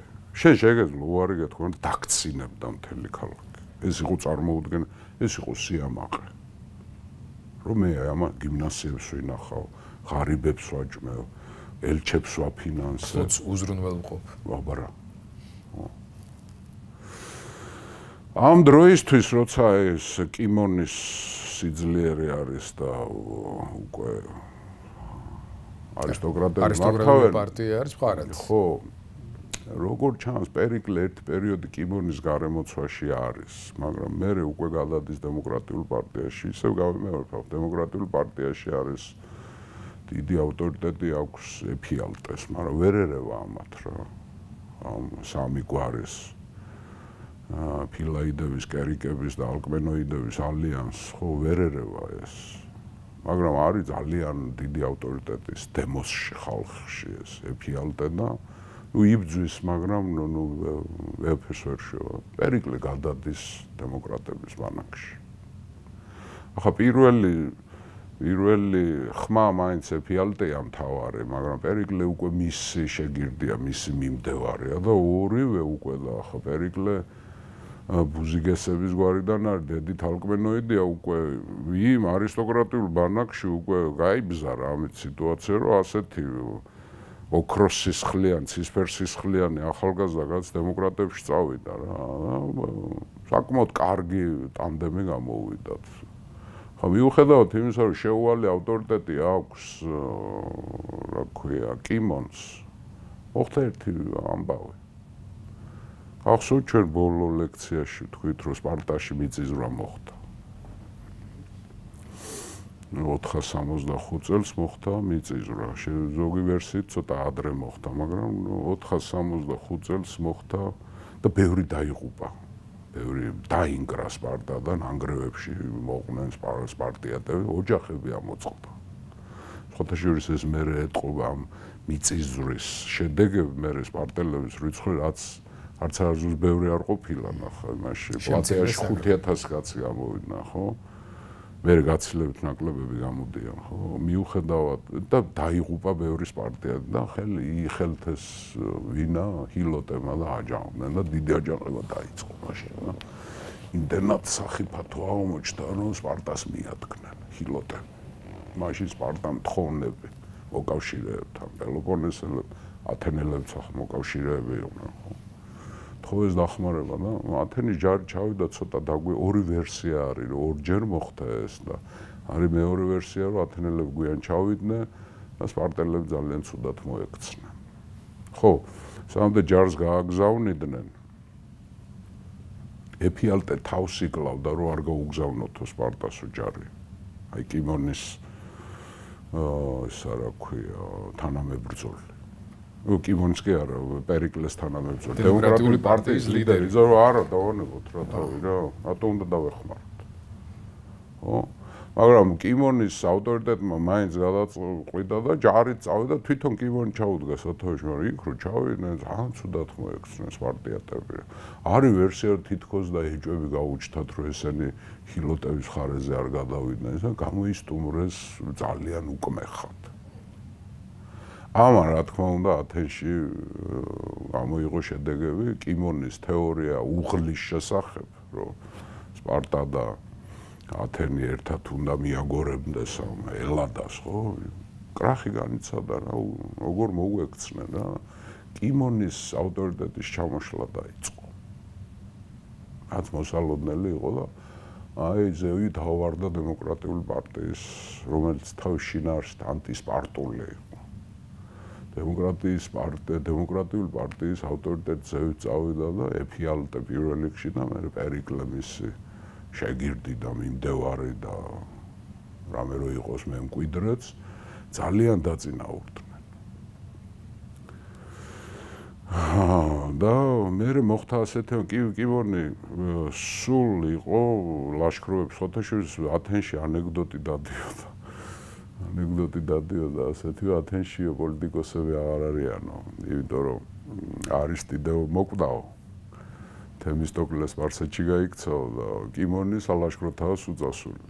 არავინ არ აკავს, ხო და ეს ანეკდოტი გვაჩვენებს იმას, რომ ახალი სახეები წამოვიდნენ რა, ეს ეფიალტე გაძლიერდა და პერიკლეს გადმოსვლამ დიდი ამბავი იქნა დემოკრატიულ პარტიაში და ერთ-ერთი ლაშქრობის დროს, როცა კიმონი წავიდა საომრად კიდე სპარსელებს არ ეშვებოდა ისა რა, ფლოტი წავიდა, ამათმა დაიწყეს მოქმედება. ეფიალტემ და პერიკლემ. თავარი საყრდენი ორგანო, სახელმწიფო ორგანო არისტოკრატიის რა არის? ეს არის არეოპაგი, სადაც უმეტესობა კი არა თითქმის უკლებლივი, ეს არის არისტოკრატული გვარების წარმომადგენლები და აქ თავს მოყრილი არიან ყოფილი თანამდებობის პირები, არქონტები და ყოფილი სტრატეგოსები. ესენი უხუცესთა საბჭო არის. გახსოვთ კლისთენეს რეფორმების დროს ორპალატიანობა რო შემოიღო კლისთენემ, საკანონმდებლო უფლება მისცა მაშინ ბულეს, ანუ ხუთასთა საბჭოს, გახსოვს ხო, რომელიც ამზადებდა კანონპროექტებს, გაქონდა ეკლესიაზე, სახალხო კრებაზე და როცა მიიღებდნენ, მერე არეოპაგი აკონტროლებდა აბსოლუტურად ყველაფერს.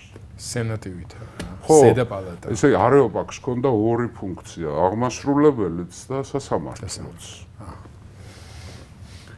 ჰეილეიები ჰქონდათ სასამართლოები, ნაფიც-მსაჯულთა ინსტიტუტი ათენში იყო, 5000 ნაფიც-მსაჯული ყავდათ, იცით შენ? წარმოიდგინე როგორი საზოგადოება იყო. მაგრამ მაინც არეოპაგი, აღმასრულებელი და სასამართლო რეალური ხელისუფლება ეს არის, ხო? საკანონმდებლო კი იმათი არის, რა ქვია, ბულესი და ეკლესიის. ამათმა დაარტყეს არეოპაგს. და სახალხო კრებაზე გამოიტანეს კანონპროექტები, რომელმაც სასტიკად შეამცირა არეოპაგის გავლენები და არეოპაგს ჩამოართვეს მთლიანად სასამართლო და აღმასრულებელი უფლებები. სასამართლონა დაუტოვეს მარტო სისხლის სამართლის საქმე, მკვლელობები და რელიგიური დანაშაული, ანუ ღვთისგმობა. დანარჩენ ყველაფერი წაართვეს. და ეს ყველაფერი უფლებები რაც ჰქონდათ, გადაანაწილეს სასამართლოებზე, ბულეზე და ეკლესიას. კიმონი ლაშქრობიდან ჩამოვიდა, ლაშქრობიდან რომ გამოცვლილი დახვდა ათენი. პრინციპში კონსტიტუციური გადატრიალება მოახდინეს ეფიალტემ და პერიკლემ. წაართვეს ყველაფერი. არეოპაგს, არისტოკრატიას აღარ აყავს სახელმწიფო ინსტიტუცია არეოპაგის სახით. არეოპაგით აკონტროლებდნენ ისინი ქვეყანას და უმეტეს წილად რო დაუკვირდა ახლა სახელმწიფო მოღვაწეები, იშვიათი გამონაკლისის გარდა, მაგალითად თემისტოკლე არ იყო დიდგვაროვანი, მაგრამ დანარჩენები ესენი მართავენ ქვეყანას. ძველი გვარები. და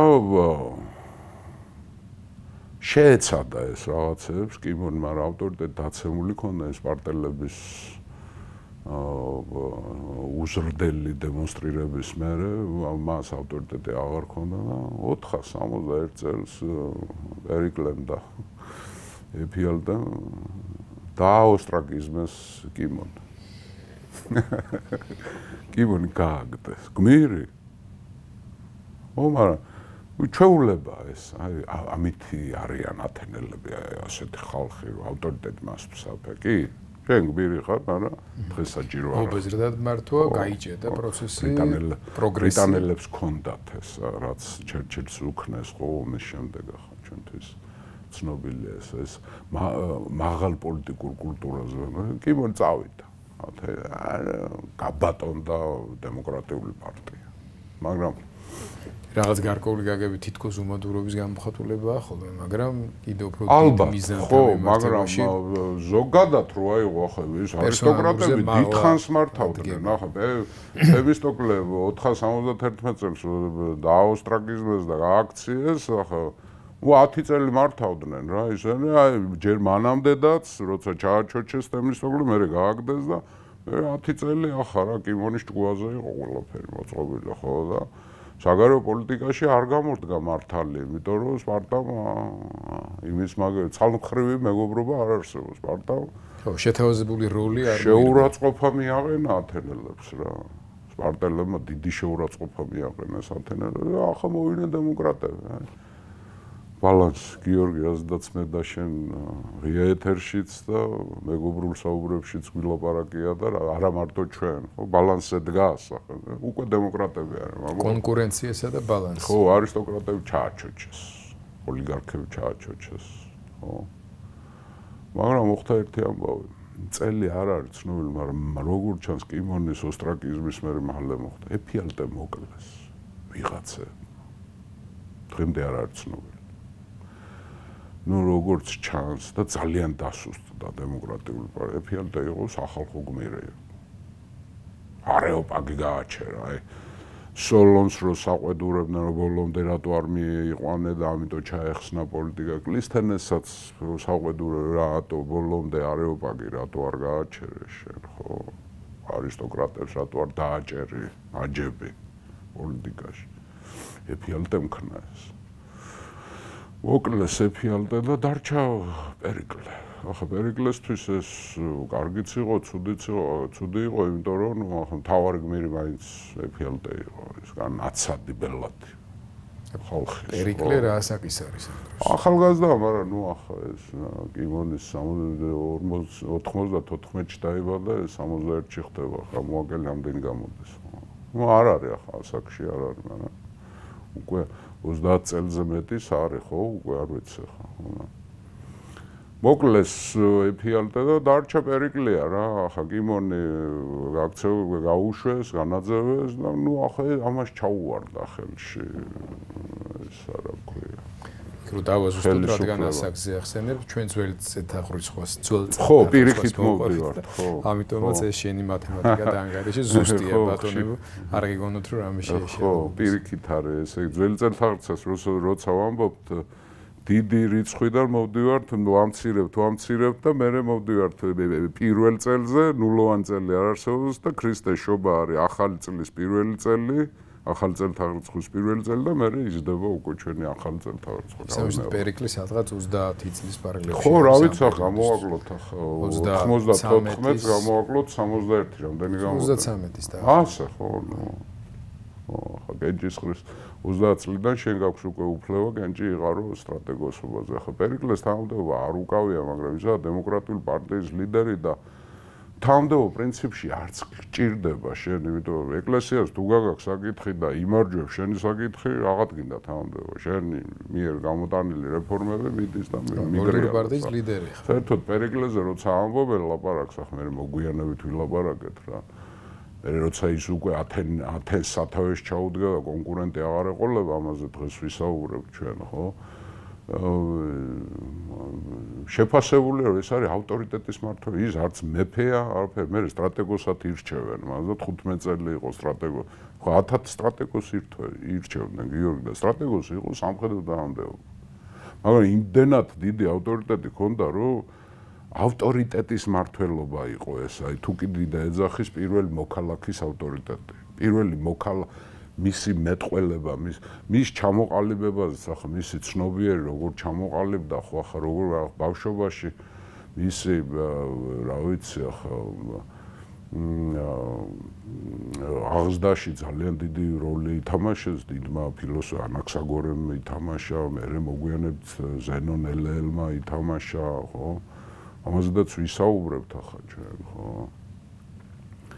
ხო და დამონი იყო ასეთი თან ფილოსოფოსი ან მუსიკოსი, რომელმაც პერიკლე ახლა ბერძნები მუსიკას როგორ უყურებდნენ, ეცი როგორ ჩვენ კი არა. მუსიკა იყო მათთვის აღზრდის მექანიზმი. დამონი მას აი მუსიკის ჰანგებით ის აჩვევდა განწყობებს, ანუ მორალურ მდგომარეობას, ფსიქიურ მდგომარეობას, როდის უნდა იყო შეუპოვარი, როდის უნდა იყო ემოციური, როდის უნდა დამონს ჰქონდა აღზრდის ეს მუსიკით ზდიდა ბავშვებს.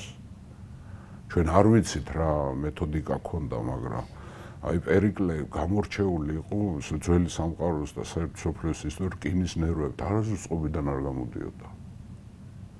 და სხვათა შორის არასდროს არ იყო პოპულისტი, ხო დემოკრატიული პარტიის ლიდერი იყო. არასოდეს იმას არ აკეთებდა, რაც ხალხის ჭკუა იყო. ხალხს რაც სჭირდებოდა, ხალხს უკეთესად იცოდა და იმას აკეთებდა. ხალხს არწმუნებდა ამაში. მხარდაჭერა, აი კარგი შენიშვნა გააკეთე. პერიკლე იყო მე რომ მკითხოთ სოფლიოს ისტორიაში ნომერ პირველი დამარწმუნებელი პოლიტიკოსი, ახლა რელიგიურ მოღვაწეებს და მოციქულებს არ გულისხმობ მე ახლა ჩვენ ვამბობთ საერო ხელისუფლებას, ხო? აი არ არსებობდა პერიკლე გატეხილიყო, ვინმეს გაეჩერებია, ვინმე შეეშინებია. ოლიმპოელს ეძახოდნენ, ისეთი გამოსვლები ჰქონდა, რომ ათენში ეძახოდნენ, ეს ოლიმპოელი ღმერთია. ღმერთი გველაპარაკება, გვარწმუნებს. და ავტორიტეტი შეუვალი უპატიოსნესი კაცი. უპატიოსნესი კაცი. არასოდეს ათენს ხომ მართავდა ათენის იმპერიაში. არასოდეს რეპრესია არ ყოფილა მის დროს. როცა მოკვდება, სიკვდილის წინ იტყვის პერიკლე, რომ ჩემი მთავარი დამსახურება, ჩემი გამარჯვებები და ათენის სიძლიერე კი არ არის. ჩემი მთავარი დამსახურება არის, რომ ათენის არც ერთ მოქალაქეს უსამართლოდ შავი მოსასხამი არ ჩაუცვია. ანუ კაცი არ დამისჯია მეო, უმიზეზოდ. მამაში ეთანხმებოდა ყველა. ეს იყო რა ვიცი, გინდა იმპერატორი დაარქვი, გინდა მეფე დაარქვი, გინდა ტირანი დაარქვი, რაც გინდა ეს დაარქვი. მართავდა უაპელაციოდ ათენს, თან ამნაირ ბოქარ ქალაქს, ხო? ასეთ პოლის მართავდა, ხო? არასოდეს კაცი არ დაუჟია უსამართლოდ. ერთხელ ვიღაცა კაცი ქუჩაში აგორადან მოდიოდა, ქუჩაში გამოეკიდა კაცი, აგინებდა, აფურთხებდა, ტროლი. შეასეთო, შეისეთო, შეგათახსირებულო, შემეკრთამე, შესპარსელების შპიონო, რა, ყველაფერი ეძახან, ეს მიდის, არ აქცევს ყურადღებას და ხო მივიდა სახლში, ის გარეთ დარჩა და იქიდან აგინებდა და დაღამდა, მერე კიდე აგინებდა. გაიღო კარი, პერიკლეს სახლის კარი გაიღო, ამ კაცმა იფიქრა, რომ გამოვახა პერიკლეო რა და კიდე დაიწყო გინდა გამოვიდა მსახური, პერიკლეს მონა გამოვიდა ჭირაღნით და მივიდა ამ კაცთან და უთხრა, რომ ჩემო ბატონო, ახლა პერიკლეს დავალებითო გამოვედიო, დაღამდაო და მოდით სახლამდე მიგაცილებთ, მისი თხოვნა არის და სახლამდე მიიყვანა ტროლი. ჭირაღნით მიეცა. ჭირაღნით მიეცა. ხო გააყოლა, ახლა ათენში განათებები არ იყო ახლა მაშინ და სიბნელე იყო და ახლა ის კი არ იყო. სხვათა შორის პოლიცია ათენში ვინ იყვნენ, იცი? სკვითები. სკვითები ყავდათ. ათენელები არ იყვნენ პოლიციელები. ბერძნები არ იყვნენ პოლიცია, უცხოელები ყავდათ პოლიციელები. საპოლიციო სამსახური იყვნენ სკვითები. ხო? ასეთი კაცი იყო რა. ხო? დაწინაურდა, ესე იგი, ახლა ეფიალტეს სიკვდილის მერე, ის არის უკვე აღიარებული ლიდერი, ჯერ თანამდებობები არ უჭირავს, მაგრამ მერე მოხდა ერთი ამბავი მოხდა, ხო, ახლა როცა ეს პარტელებმა ასეთი შეურაცხყოფა მოაყენეს ათენელებს ახლა, ხო? ეს მივიდა იქამდე, ნუ დაპირისპირება გარდაუვალია უკვე ამათ შორის და დაიწყო მცირე, ეგრეთ წოდებული მცირე პელოპონესის ომი. 460 წელს დაიწყო და 15 წელი გაგრძელდა, დაბალი ინტენსივობის იყო, მაგრამ ომი იყო, გიორგი. ომი რითი დაიწყო, ახლა ჩვენ გავიხსენოთ, ხო, ორი კავშირი. როცა სპარსელები დაამარცხეს, ორ დიდ სამხედრო კავშირად ათენის სიმახია, ანუ ათენის არქე, ანუ ათენის საზღვაო კავშირი, ანუ დელოსის საზღვაო კავშირი, ეს არის ზღვაზე გაბატონებული კუნძულები, იონიური სანაპიროები, სადაც კი იყო ზუ ათენელების ხელში და სანაპირო ქალაქები. უმეტესად ბერძნული ქალაქები იყო, ზღვის ხალხი იყვნენ ბერძნები, მაგრამ კონტინენტურ საბერძნეთში უფრო ძველი და არქაული იყო პელოპონესის კავშირი, რომლის ლიდერი იყო სპარტა და ეს ორი დიდი სამხედრო დაჯგუფება ათენის და სპარტას, მაგრამ გარდა ამისა, გიორგი, იყვნენ ნეიტრალური ბერძნული სახელმწიფოები. მაგალითად ასეთი იყო მარად გაბრაზებული და გულმოსული არგოს. სპარტაზე იყო უგულმოსული.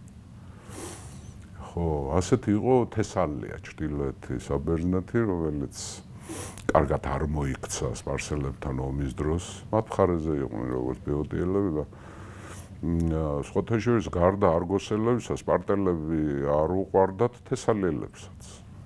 და ათენმა გააქანა და კავშირი შეკრა იმასთან, თესალიასთან და არგოსთან, სპარტის მტრებთან შეკრეს კავშირი. მერე დაიწყო ომი, დაიწყო ეგინა, გახსოვთ თქვენ კუნძული ეგინა სალამიში გამოიჩინეს ათენის კონკურენტების ზღვაზე ყოველთვის. ეგინა შემოარტყეს ათენელებმა და ეგინა პელოპონესის კავშირის წევრი. სპარტის მოყოლ. დაიწყო ომი. ზღვაზე ათენელები არიან, მაგრამ პირველი წლები ამ ომის ისე წავიდა, ძალიან წარმატებითი ომობენ ათენელები და მთელი შუა საბერძნეთი ხელში ჩაიგდეს, მათ შორის ბეოტიაც ხელში ჩაიგდეს. მეგარა გაიყვანეს პელოპონესის კავშირიდან და ათენის არქეში შეიყვანეს და ჯერ სპარტელები არ არიან, სპარტელები საერთოდ არ ვიცი ახლა ძველი სამყაროს რაჯველები იყვნენ, პოლიტიკური, ძალიან გვიან იცოდნენ. აი, ხო ვიცით რომ ომი იცოდნენ, ომი არ უყვარდათ. არ იკაჩებოდნენ, აი ბოლო მომენტში რაღაცაში თანამედროვე ამერიკელებსაც გვანან ამ საქმეში რა. ძალიან, ნუ აი სანამდე არ დაიქცეოდა ქვეყანა, არ უნდათ რა ამ ომში გასვლა რა. ამას თავის მიზეზს სულ ჰქონდა ჩიშხილოტების აჯანყების, ამიტომ ჯარის გაშვება არ უყვარდათ სპარტიდან. ამიტომ ვარჯიშობდნენ გოგოები იქა. და ცოტანი იყვნენ სპარტელები და ჰილოტები ბევრი იყვნენ. ერთ-ერთი მიზეზი ესეც არის, ხო? დაიწყო ეს ომი ათენის წარმატებით, მაგრამ მე ტანაგრასთან მოხდა, მე ჩაერთვნენ სპარტელები ომში და ტანაგრასთან ბეოტიაში მოხდა ბრძოლა. 11500 იყვნენ პელოპონესს, აქედან 1500 იყო სპარტელი, უკვე ეტყობათ მიწისძვრის პრობლემა. შემცირებულები არ იცხოვენ. 1500 სპარტელი იყო და 10000 მოკავშირე, პელოპონესელი მოკავშირეები, ათენელები ჯარი არის 14000 არიან და ბრძოლის წინ მოხდა საინტერესო, თემისტოკლე არ არის სარდალი. მირონიდე არის სარდალი. ათენელების სტრატეგოსათა არჩეული. ღამე სანამდე ბრძოლა დაიწყო და ბანაკში მოვიდა კიმონი. შეიარაღებული. ოსტრაკიზმით რო გაგდებოდა. იქ ბანაკში დიდი ამბავი ატყდა, რომ ეს რატო მოვიდა. მაგრამ კანონგარეშე კი არის, მაგრამ კანონგარეშე ის ატიკის ტერიტორიაზე და ახლა ეს ტანაგრა ქალაქი არის ბეოტიაში. ანუ არ ვცელდება ამაზე ეს და კიმონმა თქვა, რომ მაომეთო რა. მე ჩემი სამშობლოსთვის მაომეთო. სოთეშურის იქ თემისტოკლე საბჭოს ესწრებოდა, არის ვერსია, რომ თემისტოკლე იძახოდა, რომ მოვიდეს რა. თავის სამშობლოსთვის იომენ, მაგრამ არ აქნეს. მირონიდემ არ აქნა, რომ არა. შენო კანონგარეშე ხარ, რომ წადიო დატოვებ ბანაკი. ხო, მაშინ კიმონმა თხოვა, რომ მაშინ ჩემ ფილეს მეომრებიო, სადაც არიანო, იქო მივალო და რაღაცას ვეტყვიო. რომელი ფილედანაც თავის ადმინისტრაციულ ერთეულს და მივიდა იქა გააყოლეს კაც მაინც ამათ ეჭვი აქვთ რომ რატო არ ჩართეს რომ რახან პოლიტიკური მოძრაობები არის ხო თან პროქსენები არიან ესენი ფილაიდების პარტელების პროქსენები არიან ხო მათ ნაფიცება თავის ფილეში რომ მივიდა თავის ფილეში მივიდა და იქ არ თვითონ არ იყო პროქსენის პარტელებთან არ ქონდა პროქსენობა იმას კიმოს მაგრამ მივიდა თავის ფილესთან და იქ უთხრა რომ იომეთ მაგრად მეორე დღეს მართლა კიმონის ფილე სხვათაშორის კერიკებსაც ჰქონდათ გახსოვს დაუბრუნდები კერიკები იყვნენ პროქსენების პარტელების და კერიკების გვარიდან იყო არისტიდეს დედა სხვათაშორის ხო და ამან თხოვა რომ მაგრად იუნეთ რა თავი არ შეირწყვინოთ იმიტომ რომ ეჭვებში არიან ჩვენზე ხო მეორე დღეს ბრძოლა იყო სასტიკი და ყველაზე მაგრად ამ კიმონის ფილემიო ბრძოლა როგორ დამთავრდა იცი ნუ მოიგეს სპარტელებმა მაგრამ ძლივს ახლა სპარტელები 1500 იყვნენ და ბრძოლის შედეგი ხო როგორ ითვლებოდა რომ ვინც ბრძოლის ველს დატოვებდა გვიანობამდე იბრძოლეს ათენელებმა სხვათაშორის იქ თესალიურმა კავალერიამ უღალატა ათენელებს და სპარტელების მხარეზე გადავიდა ეს თესალიელები არ ვიცი ხო ცალკე შესავლის საგანია რა ასეთი არამდგრადი ბერძნული ტომი მე არ ვიცი ხო გადავიდა სპარტელები ძლივს მოიგეს და გვიან ღამე დატოვეს ბრძოლის ველი ათენელებმა გაუჭირდათ სპარტელებს ძალიან ამიტომ ბევრი სამხედრო სპეციალისტი ამბობს რომ კი ბერძნული გაგებით სპარტელებმა გაიმარჯვეს მაგრამ რახან ბრძოლის ველი დაიკავეს მაგრამ საბოლოო ჯამში ფრე იყო მეორე დღეს ათენელები დაბრუნდნენ დაბრუნდნენ წყობრით და ემეთი და სხვათაშორის სიხარულის შეგრძნებაც ჰქონდათ რომ ეს სპარტელებს გაუძელდნენ თანაბრად ხო მაგრამ სპარტელები ცოტანი იყვნენ იქ 1500 კაცი ხო მე გადადიოდა ხელიდან ხელში ეს ომის ბედი გიორგი ხანიქეთ ხანაკეთ და ეგინა აიღეს ათენელებმა საბოლოო ჯამში დაიდო ზავი ათენსა და სპარტას შორის ანუ დელოსის კავშირსა და პელოპონესის კავშირს შორის და თანხმო ზავი დაიდო ახლა როგორ შენ რა პირობებზე შეთანხმ საინტერესოა ხო პრინციპში გამარჯვებული ათენი გამოვიდა რატომ თუ სპარტამ აღიარა ოფიციალურად დელოსის კავშირი ანუ ათენს ზღვა დაუთმეს შენია ზღვა კუნძულები შენია და ყველა ბერძნული ქალაქი რომელიც არის თრაკიაში იონიაში ზღვის პირზე არის ათენის გარდა ამისა დაუტოვეს ეგინა თუმცა იქ სპარტელები ითხოვდნენ რომ ავტონომია მაინც დაუტოვეთ და არ არის ცნობილი დაუტოვეს ეგინას ავტონომია ხელშეკრულებაში თუ არა გარდა ამისა შეთანხმდნენ რომ ერთი თუ ვინმე პელოპონესის კავშირი ხმელეთზე ზღვაზე ესა დელოსის კავშირი თუ რომელიმე ერთეული რომელიმე ქალაქი გადაწყვეტს ერთიდან მეორეში გადავიდეს მეორე კავშირში ეს აიგრძალვა ეს ათენს აწყობდა და გარდა ამისა ნეიტრალური სახელმწიფოების სტატუსიც განიხილეს და შეთანხმდნენ რომ ნეიტრალურ ქალაქებს პოლისებს აქვთ უფლება რომელშიც უნდათ შევიდნენ თვითონ თუ გადაწყვიტავენ უნდათ პელოპონესის კავშირში შევიდნენ უნდათ ათენის არქეში შევიდნენ ან თუ უნდათ დარჩნენ ნეიტრალურებს არ ვეხებით მაგრამ გადმოსვლა ჩემის შენ ბანაკში და შენის ჩემ ბანაკში აიგრძალა ყველა ქალაქს აიგრძალა ეს ათენისთვის ახლა მომგებიანი ამის შემდეგ უკვე პერიკლე იწყებს რეფორმებს რა ისევ ათენში ისევ მოუბრუნდა ისევ დაიწყო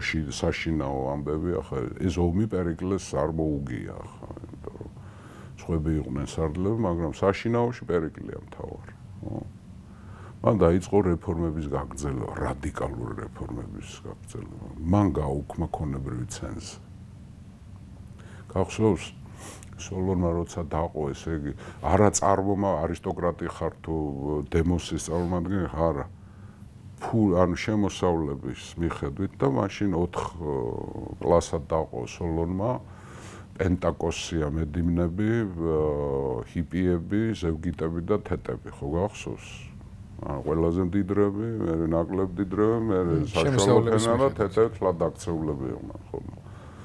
ამან გაუქმა ეს. და ყველას მიცა უფლება კენჭი იყაროს ნებისმიერ თანამდებობაზე, იმიტომ სოლონის დროს არეოპაგი ეჭირათ პენტაკოსია მედიმნებს.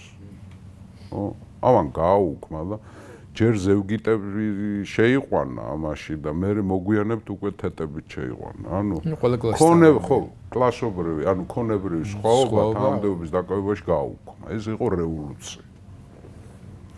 ამ ბევრი უკმაყოფილებები გამოიწვია, მაგრამ ხალხი მის მხარეზეა და რაც თავარია, მან მიიმხრო ზევგიტები, საშუალო ფენა, ხო პლიტების კლასი, მეომრების კლასი, ხო.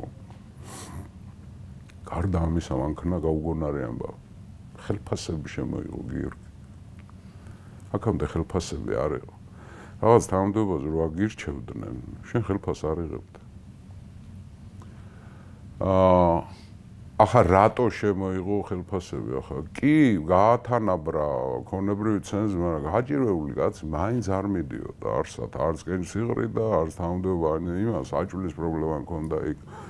რა ქვია, თუ მიწათმოქმედი იყო ახლა მოსავალზე და ხალხი საერთოდ სახალხო კრებებზე სიარულის პრობლემა იყო, არ დადიოდა ხალხი, კაცო, თავის პრობლემები ჰქონდა, კი ისერი უტეხია, კაცო, პოლის, კაცო, მე საჭმელი მაქვს საშოვნელი. ამიტომ ეს პრობლემა იყო. ამან შემოიღო ხელფასი.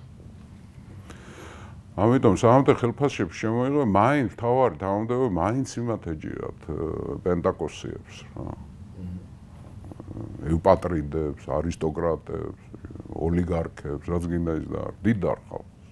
გავლენიან ხალხს.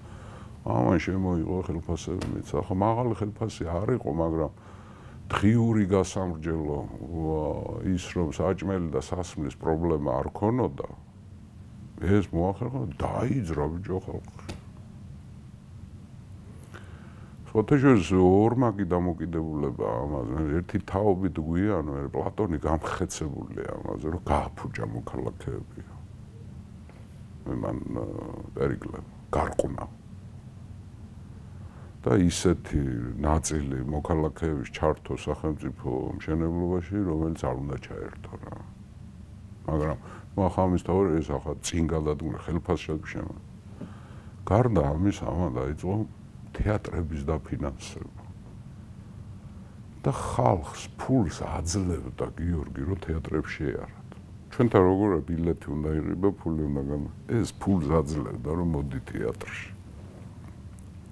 რატო თეატრში ახლა? თეატრი არის სოფოკლე, ესქილე, ევრიპიდე, რა ვიცი, ნუ ახლა ყველა ერთად, აი წვიმა მოვიდა გენიოსების პერიკლეს ეპოქაში. ფოტოშურის ამ წვიმის მოყვანაში მისი როლი დიდი იყო. ახლა ჩვენ როცა ლაპარაკობდით მის ამღწდელებზე, ახლა ანაქსაგორემ როგორ გაზა, ეს იყო აი რაციონალური აზროვნების კაცი იყო პერიკლე, რატომ? იმიტომ რომ ანაქსაგორემ ისე გაზარდა, ანაქსაგორე არის კაცი კლაზომენელი ფილოსოფი ალექსანდრე კლაზომენიდან, რომელმაც ასწავლა მას, რომ პერიკლე ეს მზერვა მოდის მართლა ჰელიოს კი არ დადის ღმერთი თავის სიცოცხლოვანი ეტლით. წვიმა რომ მოდის ეს მართლა ზევსი კი არ გვაწვიმს. ეს ციური სხეულები მართლა ღმერთები კი არა. არა, ეს ციური სხეულებია. მზე არის გავარვალებული კლდე და არა ჰელიოსი.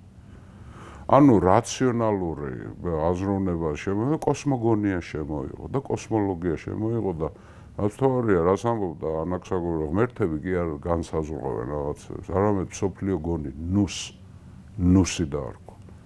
ჩვენ რასაც ვეძახით განგებას, ღმერთს. ანუ ნოუმენალური ძალის არსებობა, ეს ანაქსაგორემ შემოიღო, ნუსი, მსოფლიო გონი, გონება. დაახლოებით ასე წარმოგვიდგენია, ხო, ჩვენ სამყაროს შემქმნელი, რაღაცა ძალა, რაღაცა გონი, ღმერთი, ნუსი. ამაზე გაზარდა ანაქსაგორემ, ახლა რანაირი კაცი იქნებოდა. ანუ შენ იმას, რა ქვია, დელფოს ორაკულების რაღაცა დანაბარებს კი ნუ აქცევ ყურადღებას. აი ამას დაუკვირდი, რაციონალური აზროვნება მიაჩვია. ხო? ზენონ ელელი, ახლა ზენონ დიდი ფილოსოფოსი, მისი პარადოქსების თეორია, ხო, აქილევსი და კუ. ფეხმარდი აქილევსი და კუს თეორია, ხო? ანუ პარადოქსების თეორიაზე, ხო? ამნაირი ხალხი ასწავლიდნენ, ახლა რა. მარტო დამონი ხო არა, ეს ამნაირი ხალხთან მქონდა ურთიერთობა. სოფოკლესთან მქონდა ურთიერთობა, ჰეროდოტესთან მქონდა ურთიერთობა. ხო? მის სახლში ერთი თვისება ჰქონდა, არ იკარებდა ათენელ მეგობრებს და ნათესავებს, ფამილიარობა ამოაგდო. ფამილიარობა არის გავლენა, რო შენზე გავლენას ახდე. ამდენ იყო ისეთ შეუვალი კაცი, ასე ამბობდნენ ათენში, რომ პერიკლეს ნახვაო, თუ გინდოდაო, უნდა გენახა აგორაზე მიმავალ გზაზე. ან ჩაივლიდა დილითო, ან ჩამოივლიდა საღამოს. იქ ნახავდი, მეტი არ დადიოდა სუფრებზე, არ დადიოდა კეიფებზე. ერთხელ არის ნამყოფი თავის ნათესავმა ბიჭმა მოიყვანა ცოლი და იქ მივიდა ცოტა ხანი მალე წამოვიდა სახლში. მეგობრები ყავდა სულ მეტეკები, ანუ არა ათენელები, იონიელები ყავდა. ამ დროს მის ცხოვრებაში როგორც ჩანს გამოჩნდა, ამაზე უნდა ვილაპარაკო, გამოჩნდა დიდი ქალი. ეს არის ასპაზია. ეს არის მილეტელი იონიელი ქალი. პერიკლეს ცოლი ყავდა, პირველი ცოლი ყავდა, ორი ბიჭი ყავდა იმისგან, რა ქვია, ქსანთიპე და პარალე. არა, იმ ქალს გაეყარა მე. და ეს ასპაზია ვინ არის ახლა? ჰეტერა, ესეც ცნებაც უნდა შემოვაპაროთ უკვე ჩვენ. ჰეტერა რას ნიშნავს ზებერძნულად? ჰეტერა არის ქალი მეგობარი. ჰეტერი არის მეგობარი. მამაკაცი, აი ჰეტერები ყავდა ჯარში მერე იმას კავალერიაში ალექსანდრეს, ეს მერე გაგვახსენდა. ჰეტერი ნიშნავს მეგობარი. მაგრამ ჰეტერა ნიშნავს ქალს. ვინ არის ჰეტერა ბერძნულ სოციუმში? ძალიან გავს ჰეტერას ცნება, ძალიან გავს რაც იყო იაპონიაში გეიშა. სხვათა შორის ძვირფას მეგობრებო, უბრწყინვალეს ფილმი არის გეიშას ჩანაწერები, ჩემზე დიდი შთაბეჭდილება მოახდინა, თუ ნახავთ, კარგი იქნება, ხო? ძალიან გავს გეიშას ინსტიტუტს, ახლა ჰეტერა ვინ არის? ეს არ არის პროსტიტუტი. არ არის ეს. ეს არის განათლებული ქალი, თავისუფალი ქალი. მას არ აყავს ოჯახი, ყოველ შემთხვევაში და მას აქვს კლუბები, სალონები. სადაც მიდიან შრომით, ბრძოლით, ოჯახური პრობლემებით დაღლილი მამაკაცები და ხვდებიან ეს ჰეტერები ვინ არის, ეს არის განათლებული ქალები. ესენი არიან ამათ მეიციან სიმღერა, ამათ მეიციან საუბრები, ამათ მეიციან ფილოსოფიური თეორიების განვითარება. მათ კლუბებში თავს იყრის ინტელექტუალური ხალხი, აი მაგალითად სოფოკლე, იგივე ახალგაზრდა მაშინ ჯერ კიდე ფეხშველად მოარული მახინჯი კაცი სოკრატე მერე. ამასთან დადი სოკრატე ამბობდა, რომ ასპაზია ჩემი მასწავლებელი იყო. ეს მოგვიანებით მერე, ხო? მასთან იგროვებიან ათენელი ქალები, ოჯახის ქალები, ახლა რატო? იმიტომ რომ ეს მეტეკია, არ არის ეს ათენელი და თავისუფალი. ათენში მოქალაქის ცოლი თუ ხარ, ათენელი ქალი თუ ხარ, შენ არა გაგას. შენ დადიხარ მარტო ან ბაზარში, ან ტაძრებში და ან შენ სახლში ზიხარ.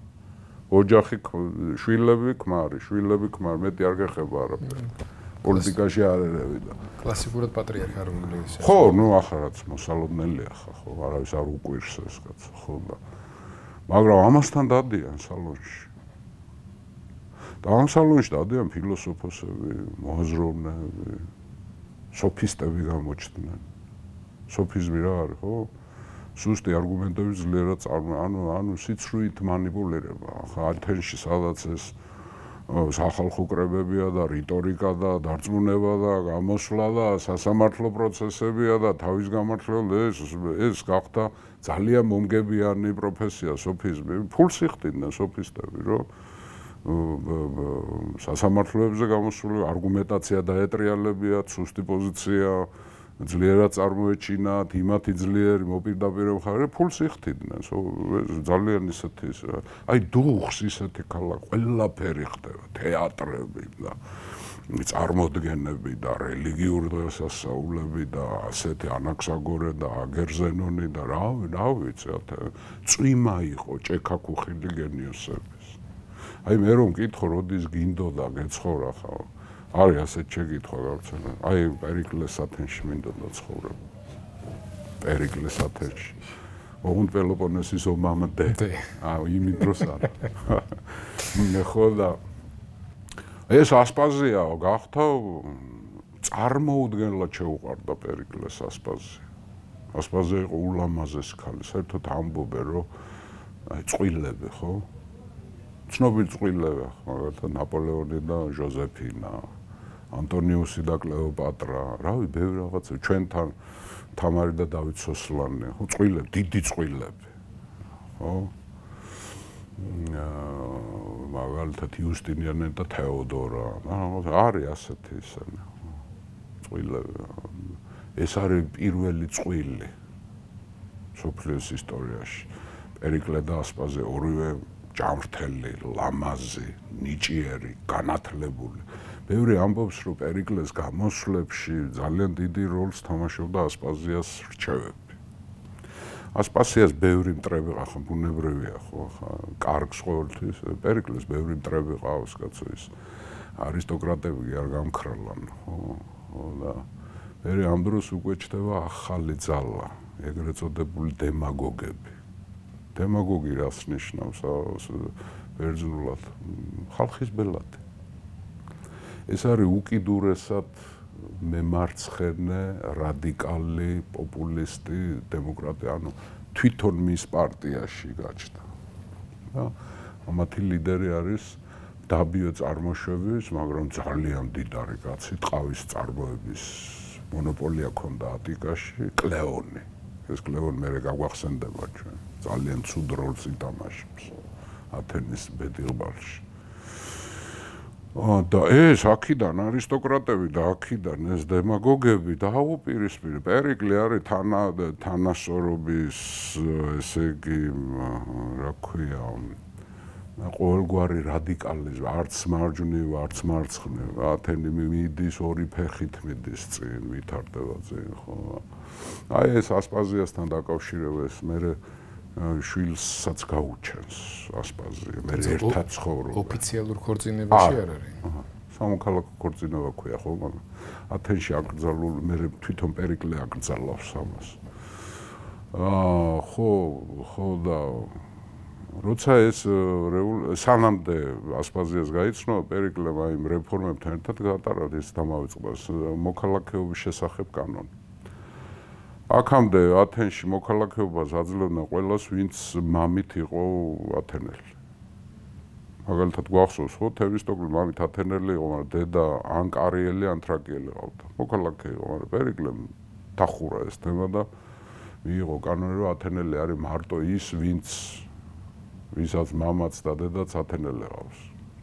უცხოელი არა, თუ დედა უცხოელი ყავს, ისინი ვერ იღებს მოქალაქეობას. ამითი არისტოკრატიას დაარტყა, იმიტომ რომ არისტოკრატიაში ძალიან მოდებული იყო იონიელი ცოლები, ქალები. იქიდან მოყავდათ. ოდაში იყო ეს, ამითაც დაარტყა. ამბობენ რომ კიმონსაც დაარტყა ამითი, მაგრამ უკუქცევის ძალა ქონდა თუ არა უკუთარიღით, ეს არავინ არ იცის. ჩვენ არ ვიცით ახლა ეს უკუქცევის თარიღით იყო თუ არა, კიმონს დაარტყა თუ არა, არ ვიცით, მაგრამ ფაქტია ეს მიიღო. სწორედ ამის მერე გაიცნო ასპაზია.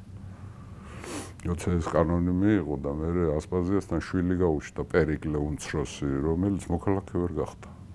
მამამისის მიღებული კანონით ამასაც დაუბრუნდებით მე. ხო. ახლა შეკითხვა ისმის, ბიჭო, ეს ფულს რო არიგებს, ამაშვება, ხელფასები შემოიღო, თეატრს აფინანსებს, იმას აფინანსებს, საიდან არის ეს ფული? პერიკლე საიდან მოხდა? მან დაიწყო პოროსის ხარჯვა. აი ეს საერთო სამოკავშირეო მისი ბანკის ხარჯვა, რომელიც დელოსის კავშირი შეიქმნა, გახსოვს ხო, როცა დელოსის კავშირი შეიქმნა, მოკავშირე ქალაქებმა ჯარის სანაცვლოდ ფულის გადახდა დაიწყეს უსაფრთხოებაში. ამან მოკიდა ხელი და პოროსის ხარჯვა დაიწყო. ანუ დელოსის კავშირის ბანკის ხარჯვა ბანკიდან გამოაქვს ფული და ამან დიდი ამბები გამოიწვია ათენში, რომ არ შეიძლება ასე მოკავშირეების ფულს ჩვენ უკიდებთ ხელს. პერიკლე ამბობს, რომ ოც მათ ხო გადაიხადეს ეს ფული, ხო შემოიტანეს, ეს უკვე მათი ფული აღარ არის. ავაშ ჩვენ გავკარგავთ. ჩვენ ხო მივეცით გარანტია, რომ უსაფრთხოების გარანტია და ეს უსაფრთხოებაში ჩვენ თუ კარგად ცხოვრობთ, ჩვენ თუ ძლიერი ქალაქი ვართ, ეს მათი უსაფრთხოებაა. ანუ ლოგიკა ქონდა ამაში. როგორც ჩანს სოფისტების ისიც ქონდა რაღაც გავლენა, თუმცა არ უყვარდა ისე, რა თქმა უნდა.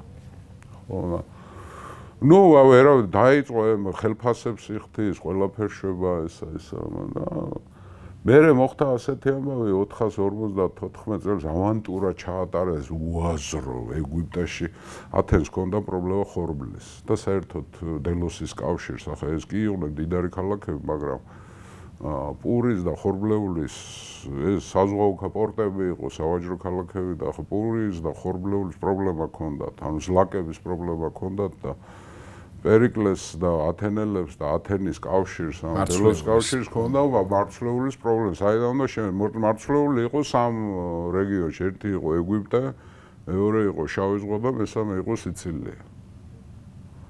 ხო და პირველი მცდელობა ჰქონდათ ეგვიპტეში 459 წელს წინა იმაში თქვი დიდი აჯანყება დაიწყო, ლიბიელები აჯანყდნენ. სპარსელების წინააღმდეგ და მე ეგვიპტელები წაყვნენ ლიბიელებს და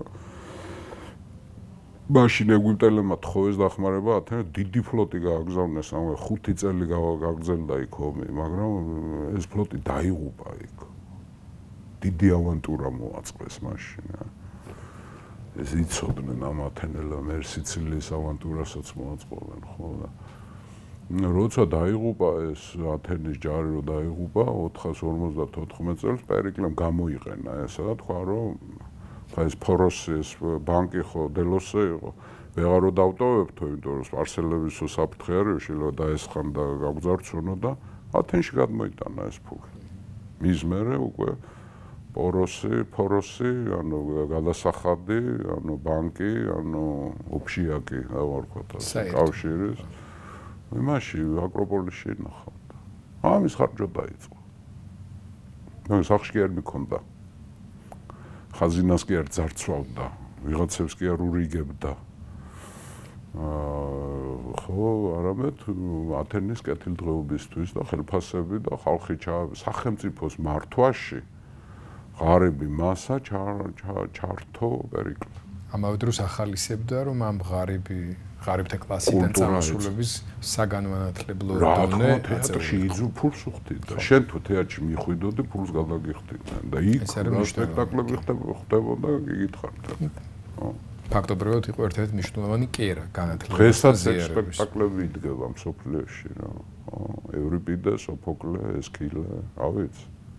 მეტი რა გითხრა ხო და მაგრამ მოხდება ერთი ამბავი კიდევ ამ პერიოდში 457 წელს პერიკლემ ახალი ინიცია ჯერ კიდევ მცირე პელოპონესის ომი მიდის დაბალი ინტენსივობით მიდის რა გამოუცხადა ყველა ბერძნულ ქალაქ სახელმწიფოში დააგზავნა ელჩობა რომ მან მოიწვია ათენში ეგრეთ წოდებული რელიგიური კონგრესი რას ნიშნავს პერიკლეს გარდა პოლიტიკური ცენტრობის ათენის უნდა რელიგიურ ცენტრათაც აქციოს და ყველა ქალაქში გააგზავნა ელჩობა რომ ჩამოდით და სპარსელების მიერ დანგრეული ტაძრების ბედი, მსხვერპლშეწირვის ბედი, დაფინანსების მომლოცველთა უსაფრთხოების ბედი გზაზე რომ მიდიან თქვა დელფოში რომ კაცი მიდის ვიღაც ყაჩაღი არ დახვდეს იქ გზაში და იმიტომ რომ იქ შესაწირები აქვს ხო აი ყველაფერი ამ რელიგიურ ტაძრების პრობლემატიკის ბედი მოდი ჩამოდით ჩემთან და გადავწყვეტოთ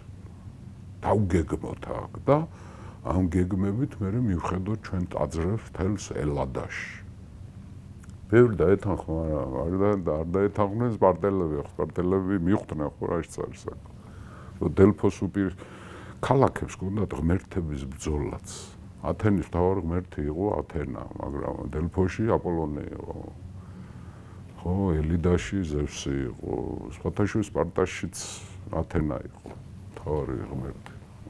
არგოში ჰერა იყო, ღმერთი. მაშინ თესპიაში იყო ეროსი. ხო, საიდაც. ხო და არ ჩამოვიდნენ ის და ამან ეს გამოიყენა თავის რა ხან არ ჩამოდიხართ მაშინ მე გადავაქცევ ათენს რელიგიურ ცენტრად და დაიწყო გრანდიოზული მშენებლობა ათენში დაიწყო გრანდიოზული მშენებლობა და აქ შევისვენოთ გუბას დავსვათ წერტილი ამ გადაცემაში ძალიან შინაარსიანი და საინტერესო გადაცემა გამოგვივიდა მივოდექით კი არა და გავაგრძელებთ საუბარს პერიკლეზე კიდევ ერთ გადაცემაში. მანამდე, სანამ დავამშვიდობებით ჩვენს მსმენელს და მაყურებელს, კიდევ ერთხელ მინდა შევახსენო, რომ გადაცემასთა ციკლს მოგზაურობას წარსულში, რომელსაც გუბა სანიკიძე უძღვება, თქვენ უყურებთ და უსმენთ დროების YouTube არხზე, ძალიან გჭირდება თქვენი გვერდში დგომა, თქვენი დახმარება, რაც ამ შემთხვევაში თუნდაც იმით გამოიხატება, რომ მოიწონოთ ჩვენი გადაცემები, გამოიწეროთ, რაც თავარია YouTube არხი, დროების YouTube არხი და გაუზიაროთ ყველა იმ ადამიანს, ვისთვისაც ცოდნა გემეტებათ. მადლობა, რომ გვიყურებდით, შეხვდებით ერთმანეთს კვლავ კიდევ ერთი პერიკლესთან დაკავშირებული გადაცემით, რომელიც ასე ვთქვათ კლასიკური საბერძნეთის შინაარსს, მის ისტორიულ მნიშვნელობას კიდევ უფრო უკეთესად გაგვაცნობს.